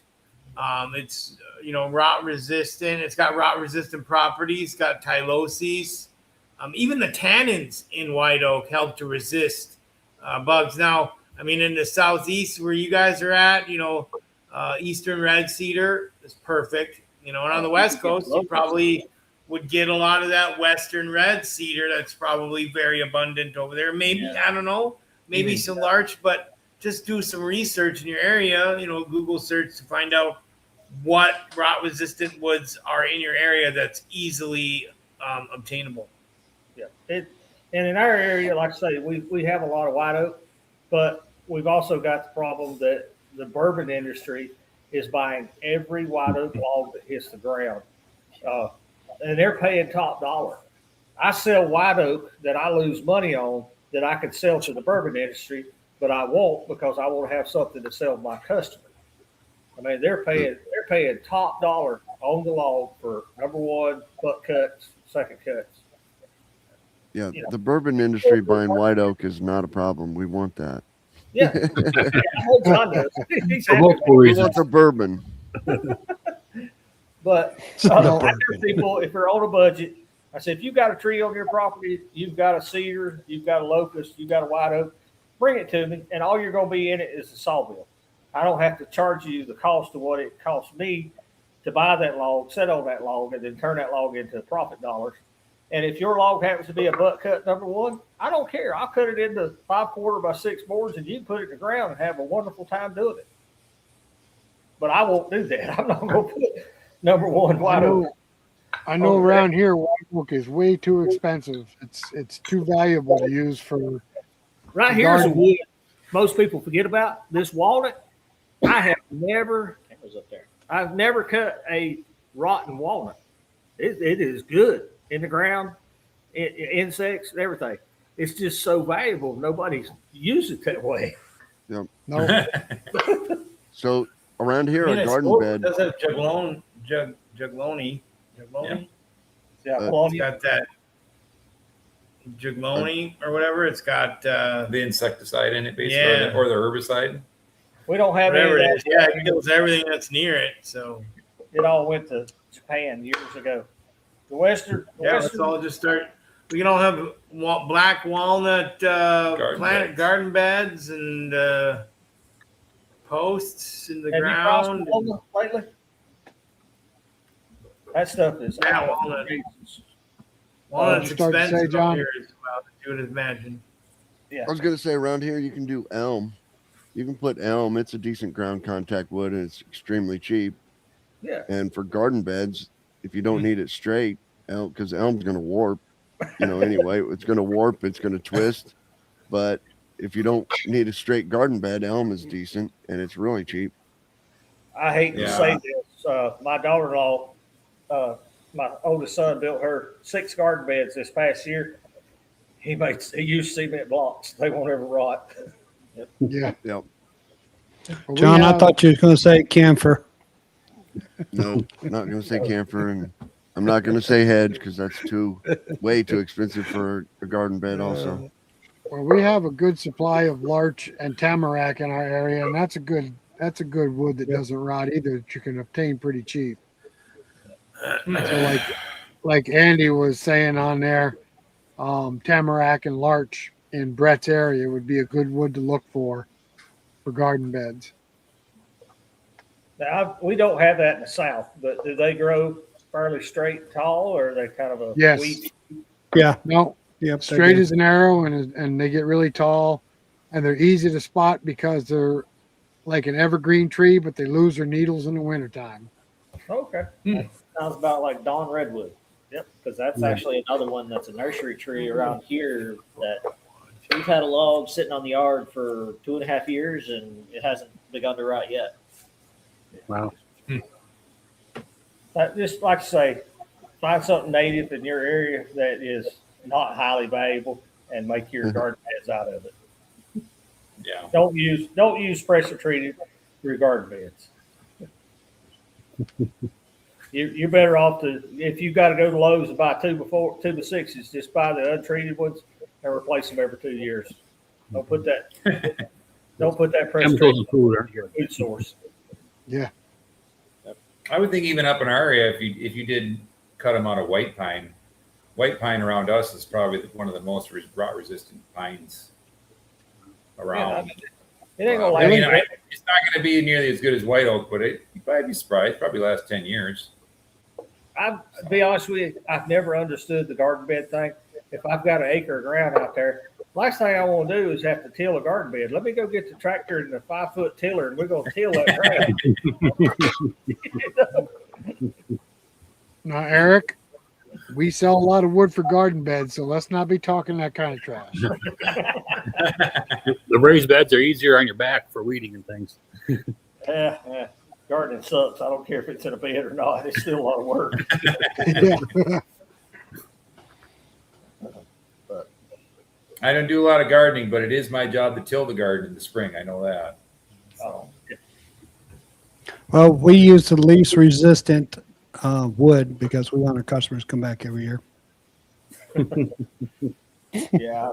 So I'm like kind of interested. Out of all the people that are still watching this live stream, how many of you are sawmill or lumber suppliers versus how many of you are just the average guy that builds with it, or the woodworker or a builder of this product? I want to kind of figure out which one of you guys, like what audience are we talking to right now? That's a good question. Also, if you can, hit that share button, share this live feed with someone that you think would find this useful, because sharing these live feeds are the best way you guys can help us out and get new people watching. Other than liking and subscribing, sharing is the best metric that YouTube sees, and it just helps us out. Thanks. Brett says he's a. Brett That's says one of the he's last Sawyer. things you can do for free. Yeah, free. There you go. Just stay with it, Brett. It takes time. You're not going to build a home-based business overnight. We talk about that a lot on our YouTube channel. What we do is no different than what anybody else does. Take a log, turn it into lumber, and then finish process it, get back to customer. We're selling a service, and the service is us standing behind what we do, working hard at a reasonable rate. And if you'll do that, you'll be successful. And don't chase. If you got somebody in your neighborhood that'll work for nothing, don't chase them to the bottom. Just leave them alone. When they go broke, go out of business. Go over there, buy their stuff, make sure they can't go back in business. Yeah. Yeah, I would agree with that, because I know, like, when Kyle first started with me, he's like, "Oh, so and so is cheaper," and I'm like, "Good for them. Yeah. If they want to be cheaper, fine." But we can't work for peanuts. No. It doesn't work. I'm better off not selling some stuff, and making nothing on it. You run a big business, my wife just finished up our mid-year P&L, and there's a lot of money that comes in and out. It takes a lot to make a big business run. And you forget about that. There's a lot of overhead. And there's a lot of money in trying to run a professional first-class operation to keep everything going. Now, I had a question for you. What sawmill are you guys running? So we run a double cut heartwood. I actually have two of them, but only one's running at the moment. That's what I thought. Yeah. Oh. Which I love that saw. I want to Who- switch over to electric in the next year. Oh, yeah, electric is awesome. Yeah, three-phase is the only way to go. Now, who produces that mill? What's the company name? Heartwood's no longer in business. So Oh. now my option is Select. And they weren't making mills for a few years, but now I think they're building them again. So I'm optimistic that I'll be able to buy one maybe next year. Either that or I'll convert one of my hardwoods over to electric, but that's a process. Yeah. But can be done. It's so much nicer when you don't have to fool with diesel oil changes and all that maintenance. Just hit the on button. Zoom, there you go. That's a whole lot. Yeah. We're currently sawing outside still. I got a cement slab, but this fall, hopefully I got a deal with a guy right now. The plan is to put up a 50 by 100. How are you sawing outside in Minnesota, brother? You know what? I've done it for a lot of years, and I'm sure once I get my building built, I'm going to kick myself and say I should have done this 20 years ago. But it just comes down to money, and I don't really like. I know a guy that runs a sawmill that can help you out with some lumber, get the frame up. Hey, we just added. Yeah, it's funny because it's like when you have the time, you don't have the money to do something, and when you have the money, you don't have the time to do it. So it's just kind of one of those things. Yeah, we just added 30 by 60 onto our building to turn this mill a long ways and stretch it out. And like I say, it's a big expense, big time. Last month cost me 2 weeks. A week sitting waiting on concrete, and then a week I hired 2 guys to come in and help Matthew, and we framed it up. It costs money to expand. And we won't get it finished maybe before Christmas, but it's in the dry, you just have to take it in stages. Do what you can pay for. Yep. Well, see, Kendall's building a building because he has to heat it. You're building a building so you can air condition it. If you ever see AC in this building, we're making good money. Yeah, we done hit the lottery if we got air conditioning. Yeah, I don't know if we'll ever heat it, but we'll be out of the wind and the snow and the rain and the sun. That's the biggest thing, getting out of the rain and the weather. Yeah, Yeah, we work a lot of rainy days that probably give you a fit. It still sucks, you have to go out in the tractor, deal with the mud and all this, but you're still working in the dry. You're still more productive. Once you do it, you won't regret it. You'll kick your butt for not doing it 20 years ago. I know. Believe me, there's been a few things that I just wondered. You do them and you're like, man, I should have done this years ago. But I don't like to borrow money a lot, so I'm pretty conservative on that. So I always figure if I don't have payments, then if things slow down, then it's not the end of the world. There's certain things I'll borrow money for. We run a sawmill business. If I got to have a sawmill, I got to have a sawmill. But I don't have to have a brand new truck. I don't have to have a crew of 15 guys come out here and build me a $100,000, $200,000 addition. We can do it on a budget and do it in the spare time when we can afford to pay for it. This year, I traded dump trucks. I bought another dump truck. I didn't need a new one. I bought a good used one. Matthew's got a shop truck. We didn't buy a new one. We bought a good used one. Spend your money, spend it wisely. And if you watch our channel, there's 10 or 15 Facebook Marketplace videos because every day we're both on it just looking. Yep. Yeah. I got one coming out. I bought another piece of equipment. Found a smoking hot deal. It fit right in your budget. And the video will be out here next week or so. Facebook Marketplace bites me in the butt again. Sure. Yeah. But I could go out and buy one piece of equipment and put myself head over heels in debt, and then I can't do anything else but service that debt. And that'd be my advice to anybody starting out sawmilling. I know you're going to have to buy your mill. Once you buy your mill, make that mill pay for itself and make that mill buy your next piece of equipment, your next thing. Don't go out and go in debt. Nobody's going to start a sawmill next to you, next to me, and make money day one. It takes years. Let's ask that question to our audience. How many of you out there that have sawmills have a building over it? Yeah. How many of you that actually cut wood and put a building over it? I wish I could raise my hand. I know that northern boys do. Rick, Tim, Paul. If they didn't have a building, we wouldn't be out there. Yeah, 6 months out the year. Same thing with John. It's hard. That wind is up around Illinois gets 30 mile an hour at 15 below. You'd go to the house, wouldn't you? John What? gets a lot of wind. No. No, I'm milling. Shoot, I'm not. I wouldn't be. I'm milling.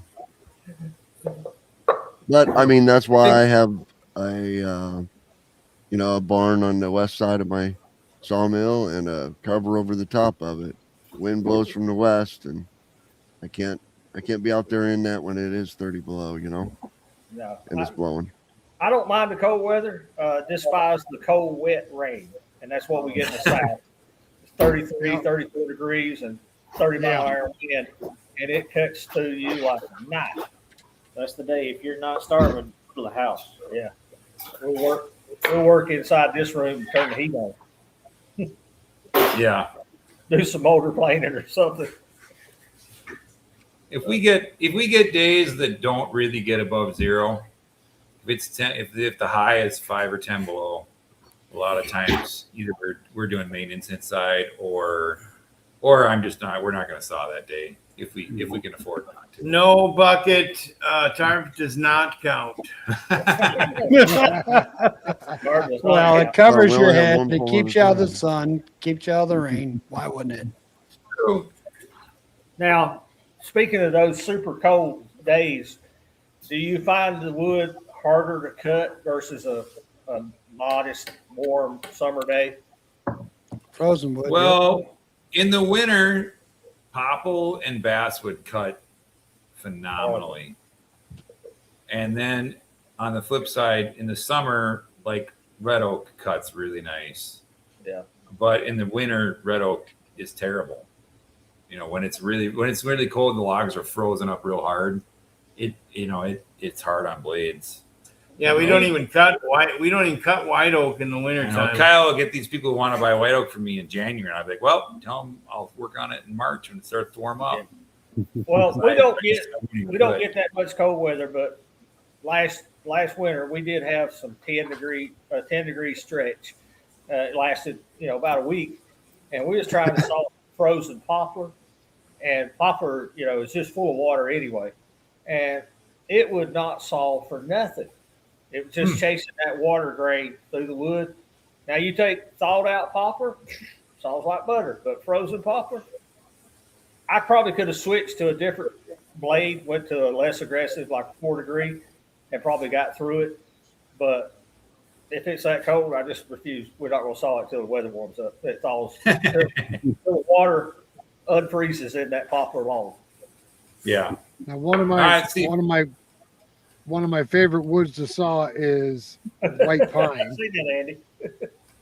And I have sawn white pine. Tim and I have sawn white pine in the wintertime that the boards literally froze back together after the blade passed through, and we couldn't get it apart. That's a good excuse to go to the house, Tim. Yep, I've done that. No, he works me like a slave, Eric. Once he gets me out there, that's it. I don't saw much white pine works when it with gets that. cold in winter too, because it actually pitches up my blades and my wheels. They just get totally coated in pitch, and then you're stuck.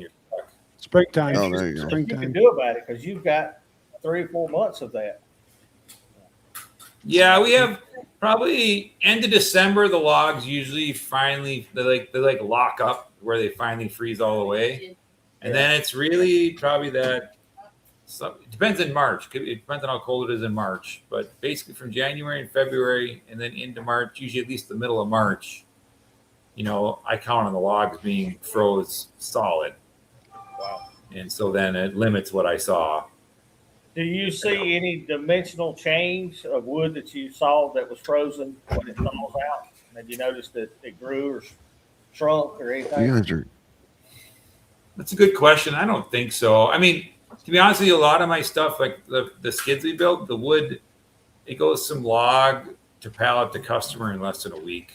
Yeah. So it doesn't sit around long enough for me to see if it shrinks. That's your Well, good they video. guys had a This question winter about for Kyle. sawdust too, right? Yeah. Sawdust on the boards. Have you Was noticed there any one- difference of in let's say white pine for when it was cut? If the log was cut down in say winter versus fall or summer? Well, winter cut's better. There's a lot less sap in it. That's what I was thinking. Less pitch buildup. Yeah. Yeah. So You we can cut get, ours I- during the winter.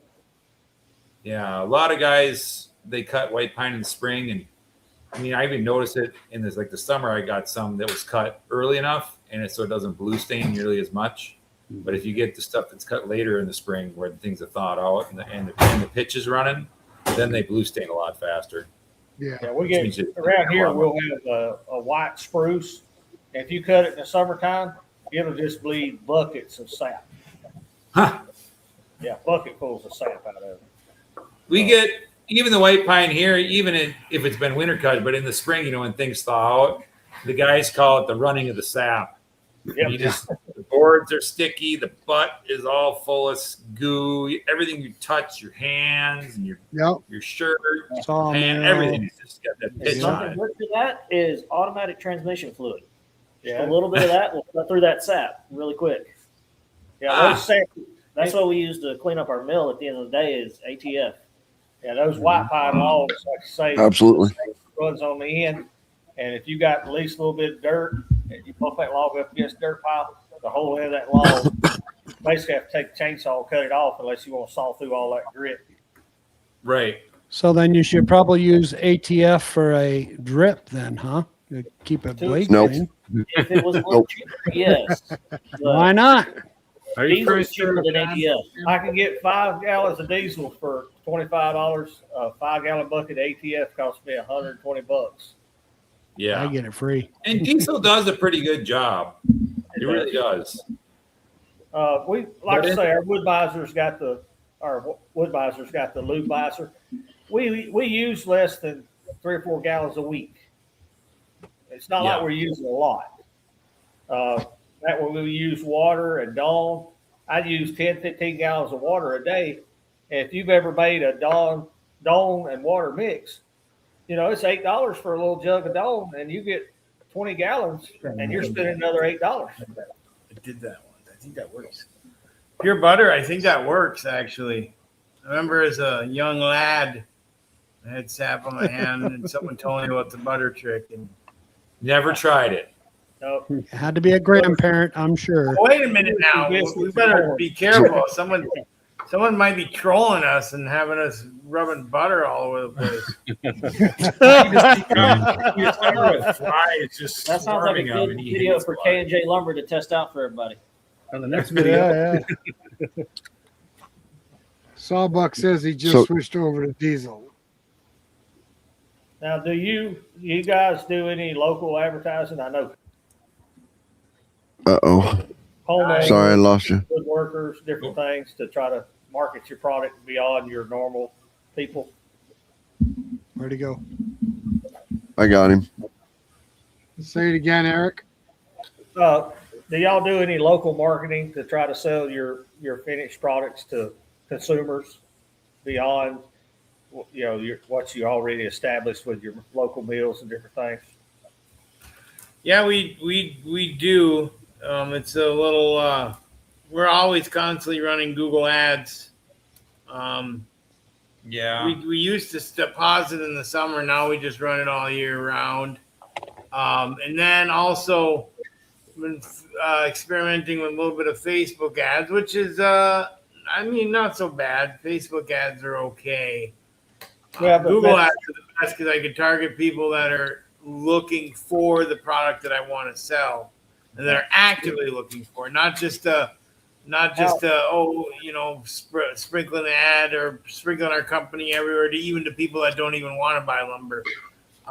So it's and I think our YouTube channel is probably the best marketer of lumber because not only does it get it usually everywhere, I can really use keywords to target local business, local customers as well. You know, using hashtags and keywords that show up in local markets. We know that 50% of our marketing works. We just haven't figured out what 50% that is. Yeah. Do you utilize Facebook Marketplace? Yeah, Kyle does quite a bit. That's probably the best marketing tool for free in America right now. Now I do get a lot of business from Google, but I don't pay Google for ads. I get a lot of business from Facebook because I post a lot of things on Facebook, but I don't pay for Facebook ads. I have in the past, and I really didn't see any, return on the investment. Yeah. YouTube, we do some business. YouTube, I get people, close by, as well as I've got some several hours away that come to me because of our YouTube channel. But Facebook Marketplace, by far, if you keep, 6, 8, 10 ads on there and keep them fresh constantly, in the inventory, out of inventory, whatever, because you sell out of things. I figure out of the hundreds of messages I get every month, about 25 to 30% of them turn into a sale. A lot of them are just price shopping. We love Facebook Marketplace because we get 100 responses and 99 of them are, is this available? Yeah. The second question is it kiln dried? Well, if they mark, is it available? I say yes, and they get my phone number, and then right underneath it, there'll be a link to my YouTube channel. If they never call back, I can't help that. Yeah. If you text me, and I sent you my phone number, and you text me twice more, the next thing's gonna say, call me to discuss. You got a lot more patience than we do. There, yeah. I know a lot of them are just other sawyers trying to price shop, see what they ought to be charging for their product. I can't help that. Yeah. If I give you my phone number, that's your invitation to call me, and we'll have a conversation. And within 2 minutes, I'll know more about you than I would a day texting back and forth. And I can answer your questions. I'm not a keyboard warrior. I'm not going to sit there on my phone for a half hour. We're going to have communication. We're going to figure out what we need. I'll write some notes. You come visit, whatever, and we're doing business or we're not, one or the other. Yeah. But he's that way with everybody. If you text him more than twice, you get a phone call.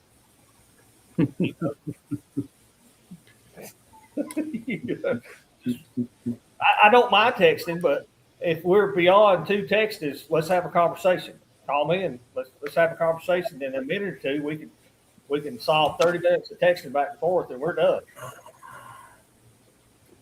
Well, I suppose you guys got, if anybody in chat has any more questions for us before we take off here, we're going to be shutting her down. I don't know how long you guys go, but we go to 10 o'clock. Have you ever, you can also sell on, that was why I did the fourth wall through YouTube. You can also sell on fourth wall.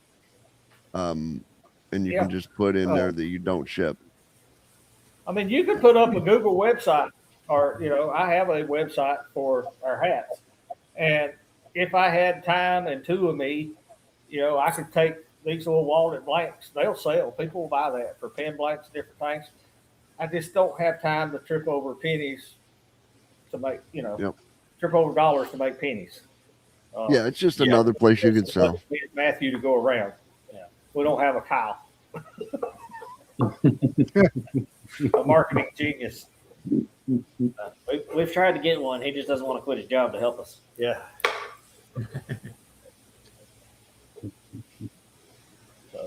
Well, Kyle certainly has some very interesting videos popping out there. Many of you guys out there aren't subscribed to K&J Lumber's YouTube channel. Make sure you check it out. Yep. I find Kyle very entertaining.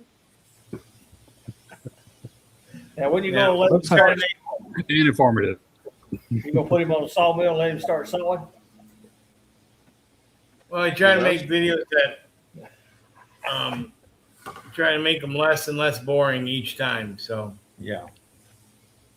We want to see him sawing on the sawmill. That's what I want to see him cutting the lumber on the I sawmill. mean, that's what I wanted to start with.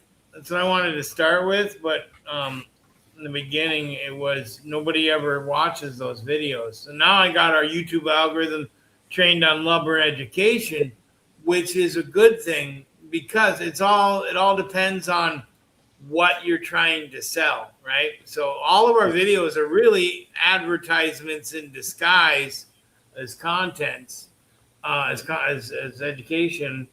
And so if we did sawmill videos, we would be getting more and more customers that want us to cut rough sawn lumber for sawmill, for whatever it is out there, which is fine. but we don't really need more customers for that. We need more customers that want to buy our kiln dried lumber. Yeah. So that's why I am.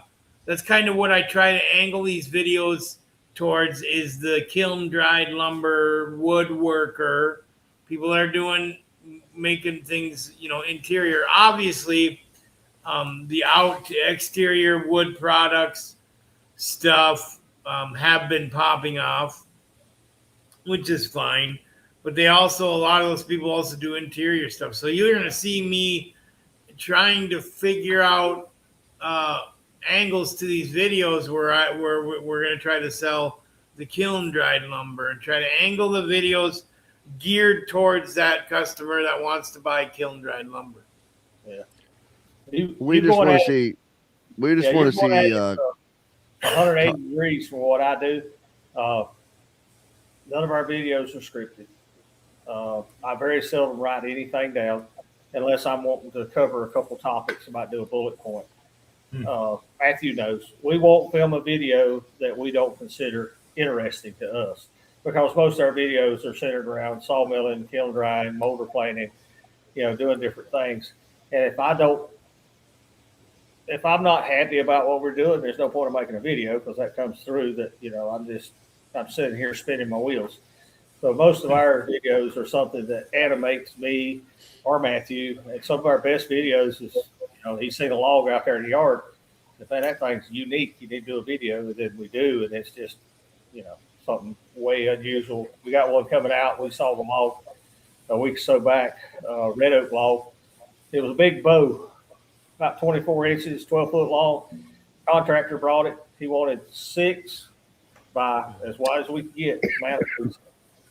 And that thing, the whole side of that log where it was bowed was a burl. One of the prettiest red oak logs I've ever seen. I challenge you to watch that video when it comes out. It's one of the most beautiful red oak logs we've ever saw. And that animates me more than anything, because that's 1 in a million. You just don't see them every day. Well, there's something about that reminds me of one of the main reasons why YouTube channels struggle in the first place, because they have content that could possibly be interesting. It's all about the way you present it. If you look at a lot of the videos that I do, it's all story based.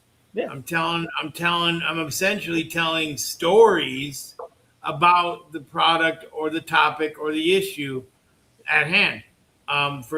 Because if you're bored with it, it'll show through in the video. So you want to make sure you're not bored. Well, yeah, people resonate with stories. We've been telling stories over the campfire for centuries, ever since for thousands of years. So we've been telling stories, and if you take, and then the story of the log that Matthew found in the yard, and then there's you got a curiosity loop. What does the wood look like inside?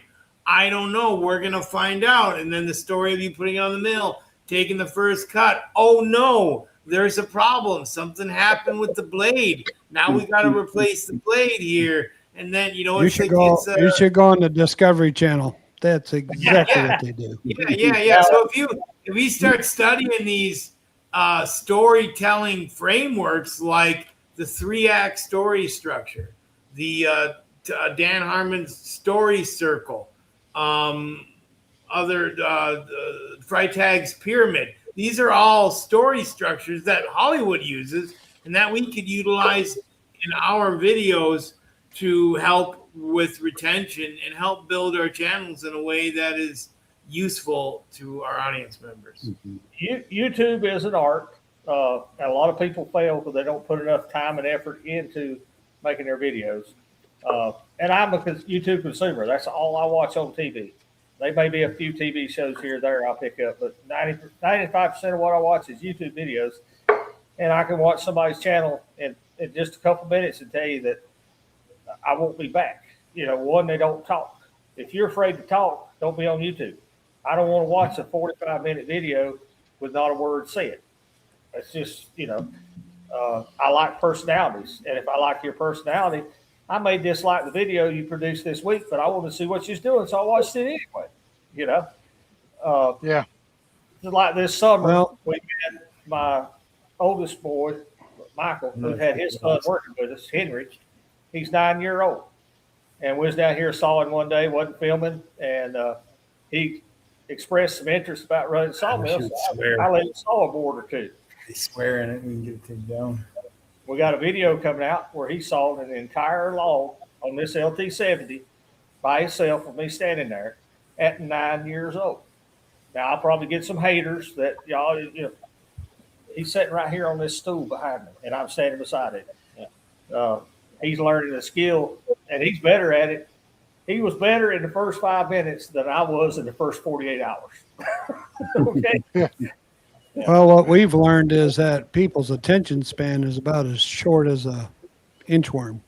Yeah. People don't like that. I don't know what it is, but they don't like to sit down and watch a whole video. They'll fast forward through it. I don't know. Any of you other guys come up with that? Yeah, we need people to do that. I watch, like I say, I watch a lot of videos, and I like watching people move dirt more so than sawmilling because I sawmill every day.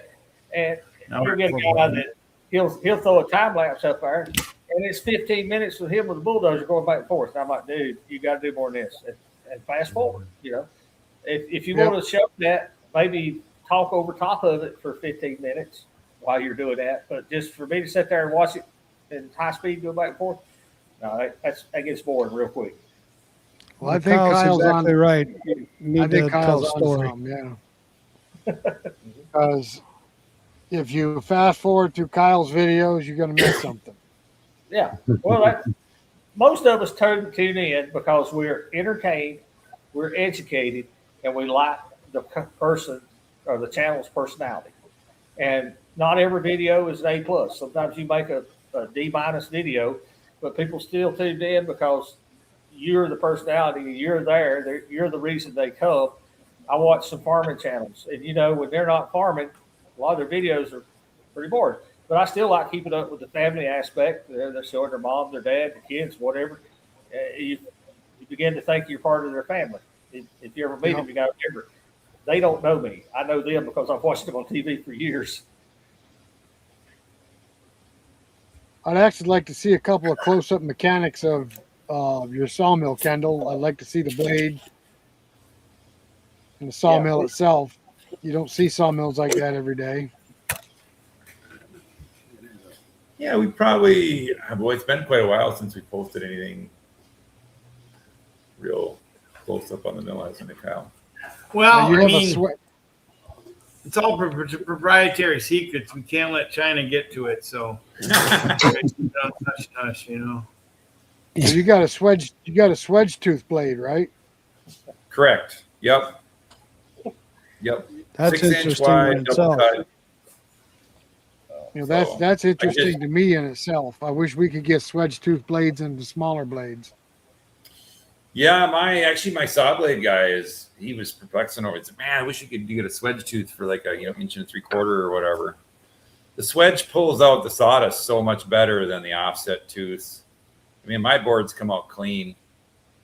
Now, That was one of the questions earlier. That's amazing. Do you ever have any problem on that back cut? Is it wanting to walk off the rollers, or are you just tremendous amount of tension on them?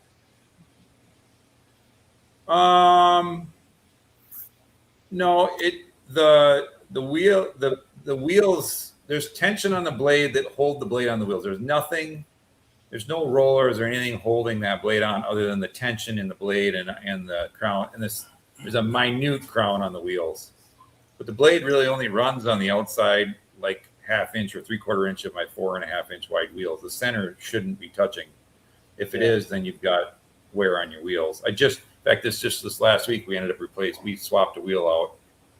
I've got an extra set of wheels.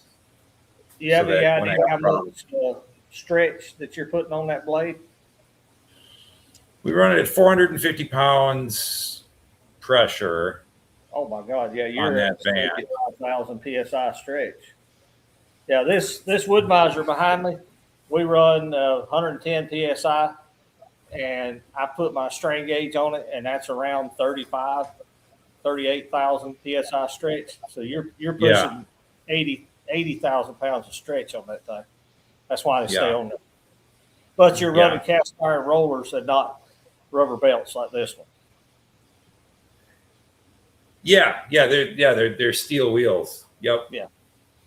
Yep. The wheels are 300 pounds a piece about. Ooh. Yeah. Like I say, they've got just a slight crown on them, and when you pull that stretch, it's actually pulling that crown of that blade down. And if you knock it off there, you've got to hit something real hard. Yeah, I have never done it, but my guys have, unfortunately. Yeah. Well, Only let me one ask you though. a I had question. one guy.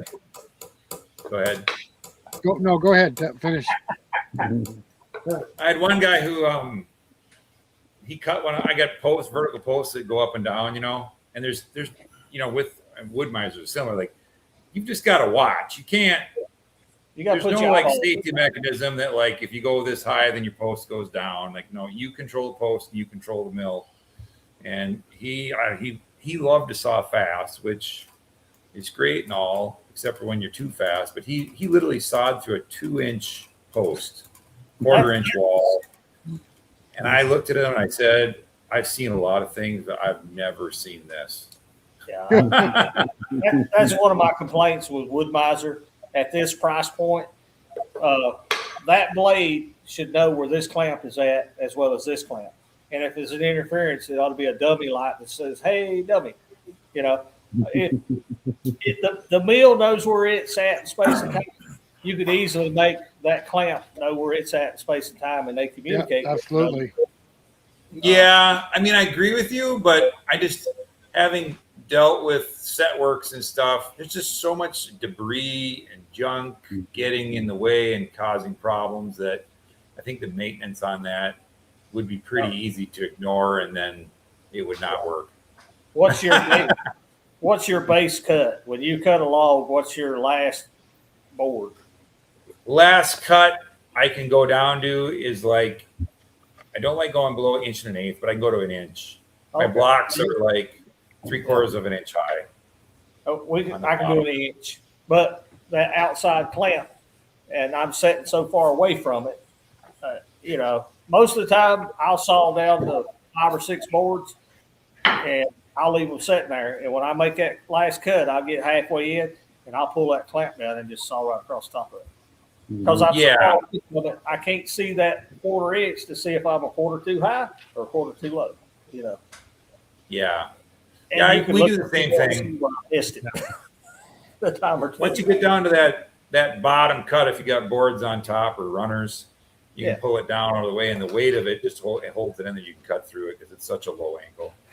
Yeah, like I say, I hold it clamped until I get the head rig in it, and as soon as I get in it a little bit, I'll pull that outer clamp down and just saw right across it. And if it mows up, it was a worthless board anyway. Throw it away. Yeah.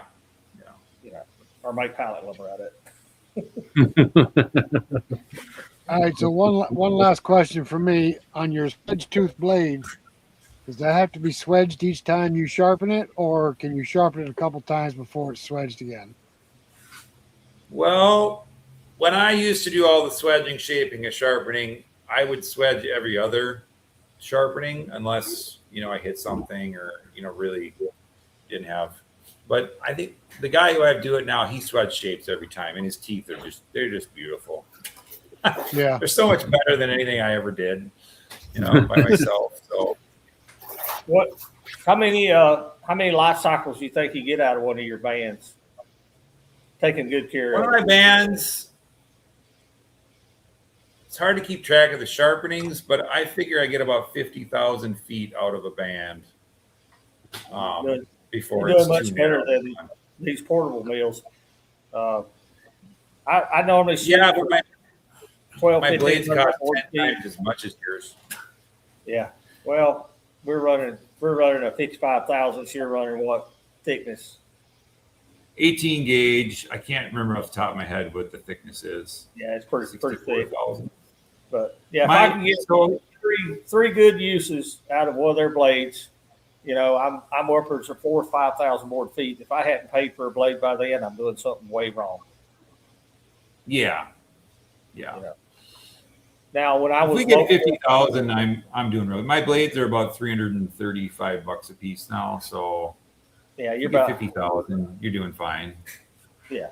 I mean, that's a cost of doing business. That's what I try to tell people when they're starting. Put your money in blades, saw quality product. If you put a blade on there and it saws like crap, take it off. Don't keep sawing it. Take it off. It ain't going to get no better. Yeah. I did the same thing, made the same mistake, starting out trying to saw way too much, sawing crappy wood. But it takes money to maintain blades and have enough blades to where if you put one on there and it ain't right, take it off, put nothing on, go back to saw it. And now Blades cost me. Yeah. Blades we run cost me enough lumber that I figure 3 good sharpenings, maybe 4. I've made enough money. Move that thing out of here. It's already starting to lose temper. It's starting to wander, wave. They're not going to last forever. Yeah. Yep. For me, the blades, the narrower the blade to get, the nicer they saw. They last longer when they're skinny. But for us, it's 7% of my cost is in, or my revenue is blades. It's about 7% every year. Wow. See you later, Starbucks. Good night to you, brother. But that's your business. You don't want to saw crappy wood. If you're fighting that blade, you got a man out there, he's sawing half speed because he's got a dull blade. Take that stick thing off, put a sharp blade on, and let's go to saw it. You know, let's make some lumber. You know, I always try fast as possible, as good a quality as possible. I always try and tell my guys, like, hey, my customers don't want to buy crap. They don't want to buy junk. They want to buy a good quality product. So if you're having problems with that blade, take it off and put a sharp one on, please. Yeah. It's better for the blade. Yeah, if I wouldn't put that board on the side of my house because it's so crappy looking, I'm not going to give it to a customer. You know, we've all made mistakes. I've saw the customer's log and it looked like crap. Throw the whole log away, go out there and get one of my good ones out of the pile or replace it and saw them quality lumber that they can take something home that I'm proud of, that they'd be proud of. Yeah. That's the service we're selling. You're selling, I'm selling, and all these other guys selling the same service. Is producing a quality product day after day. I tell people I can't help what the wood does when it dries. You take it home, you leave it sitting out in the sunshine, and it cracks and splits. I said, I can't help that. But when they left here, it was solid, dimensionally accurate. It was flat, straight, like it's supposed to. Yeah. Kendall, I would like to see a video, Kyle. I'd like to see a video on a blade being swedged and sharpened. Yes, even that if it's would just be a short video. That'd be very interesting. Oh boy. That'd be cool. We'll see if we can work it out. I don't sharpen much anymore because I got a guy who does it. I've actually tried in the beginning. I've actually tried to have the people that sharpen our blades. I've actually asked them if I can come in and film them sharpening, but they're so camera shy that even the thought of being on camera scares the crap out of them. I can probably take the whole blade. It's not their camera shy. It's all that black ops stuff. They don't want you to see. They don't want you to know. Yeah. You know. Yeah, China. Yeah, they don't want China to know how to sharpen them blades. Hey, I find that Top secret. you'll I have a find hard that swedge blade. I find that you'll have a swedge hard blade time very finding interesting. somebody lets you watch them hand hammer a circle saw mill. That's such a black art to it. They're not Yeah. going to let you video that.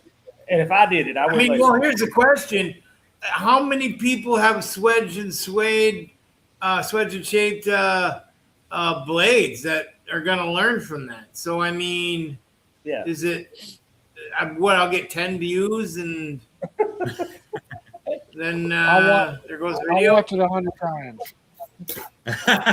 Watch it. You have to watch it 10 times on one channel, and then get a new account and keep doing it over and over again. I think they only Well, count at the least- first 3 views. You got at least 10 friends and family that'll watch it, so you're good. Yeah.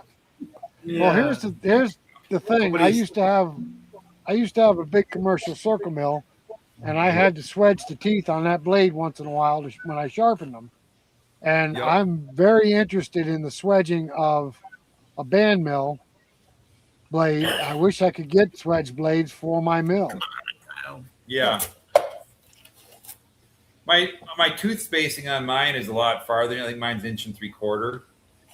Right. 19-foot 4-inch band, and I want to say it's 220 teeth or somewhere around there. It's a lot less teeth compared to them offsets. I bet that does cost you a pretty penny to have it swedged and sharpened, because man ain't gonna sharpen a 19-foot long blade for a little bit of money. Both sides too. Yeah, both sides. Yeah. He's right Yeah, around, I think, $70 to have it swedged, shaped, and sharpened. Yeah, you'll have a So lot- standard or Andy Bye. Smith commented, how about a video on original dimensions, dried dimensions, and finished material dimensions? Did you do something like that? I like that idea. Is there any other ideas for videos that you guys would like to see in the chat? Type them in the chat. We'd love to hear from you guys. We'd love to be able to make the videos that you want to see. Yeah. We want to see a sawmill video you saw with your Mario outfit on. I do have one. Oh, I do Eric. have that. Hey, your Google eyes fell off the mill, by the way. Did you know that? I did notice that. I thought you guys ripped them off. We put googly eyes on our mill and then did the Jurassic Park trend, and I got like 20 views. And I thought it would do better. I thought it'd be funnier, but I guess nobody thought it was funny. Too late. You missed the window. Yeah, maybe. Yeah. Yeah, maybe that's just boring now. I guess. I don't do trends. I got too much work to do to worry about what's trending. Right. See, right there's your Pretty good. idea. That's a pretty darn good Mario outfit. There you go, bud. Yeah. Boy, look at that. You look good out there on a minus 30-degree day sawmilling. It was actually like in October when it was like raining sleet and here in Minnesota, and it's always a miracle if it's not snowing by Halloween. Halloween. Yeah. Yeah, we do a trunk Yeah. or treat for church and Halloween, and it's like last couple of years have been not nice. I watch Yeah. I watch a guy in Minnesota does farming. If I told you his name, everybody know him. But when they harvest their corn, the fields are wet and muddy, and they're waiting for that first hard freeze, and they're out in the field. Yeah. They want to combine their corn with the field frozen, so they're not rutting it up. I'm like, well, that's a different world than we live in. All right, guys, we've hit that 10 o'clock mark. Actually, we've gone past it.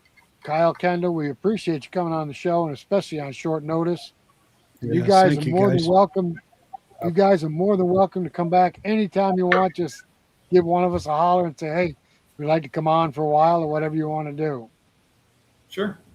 Well, thanks for having us. Yep. We appreciate it. Yeah, much appreciated. We enjoyed it. And we appreciate everybody's tuned in. We appreciate you guys tuning in. Everybody have a good remainder of the weekend. Thanks for stopping by. Make sure you catch us next month on the third Saturday at 8 o'clock p.m. Eastern Standard Time.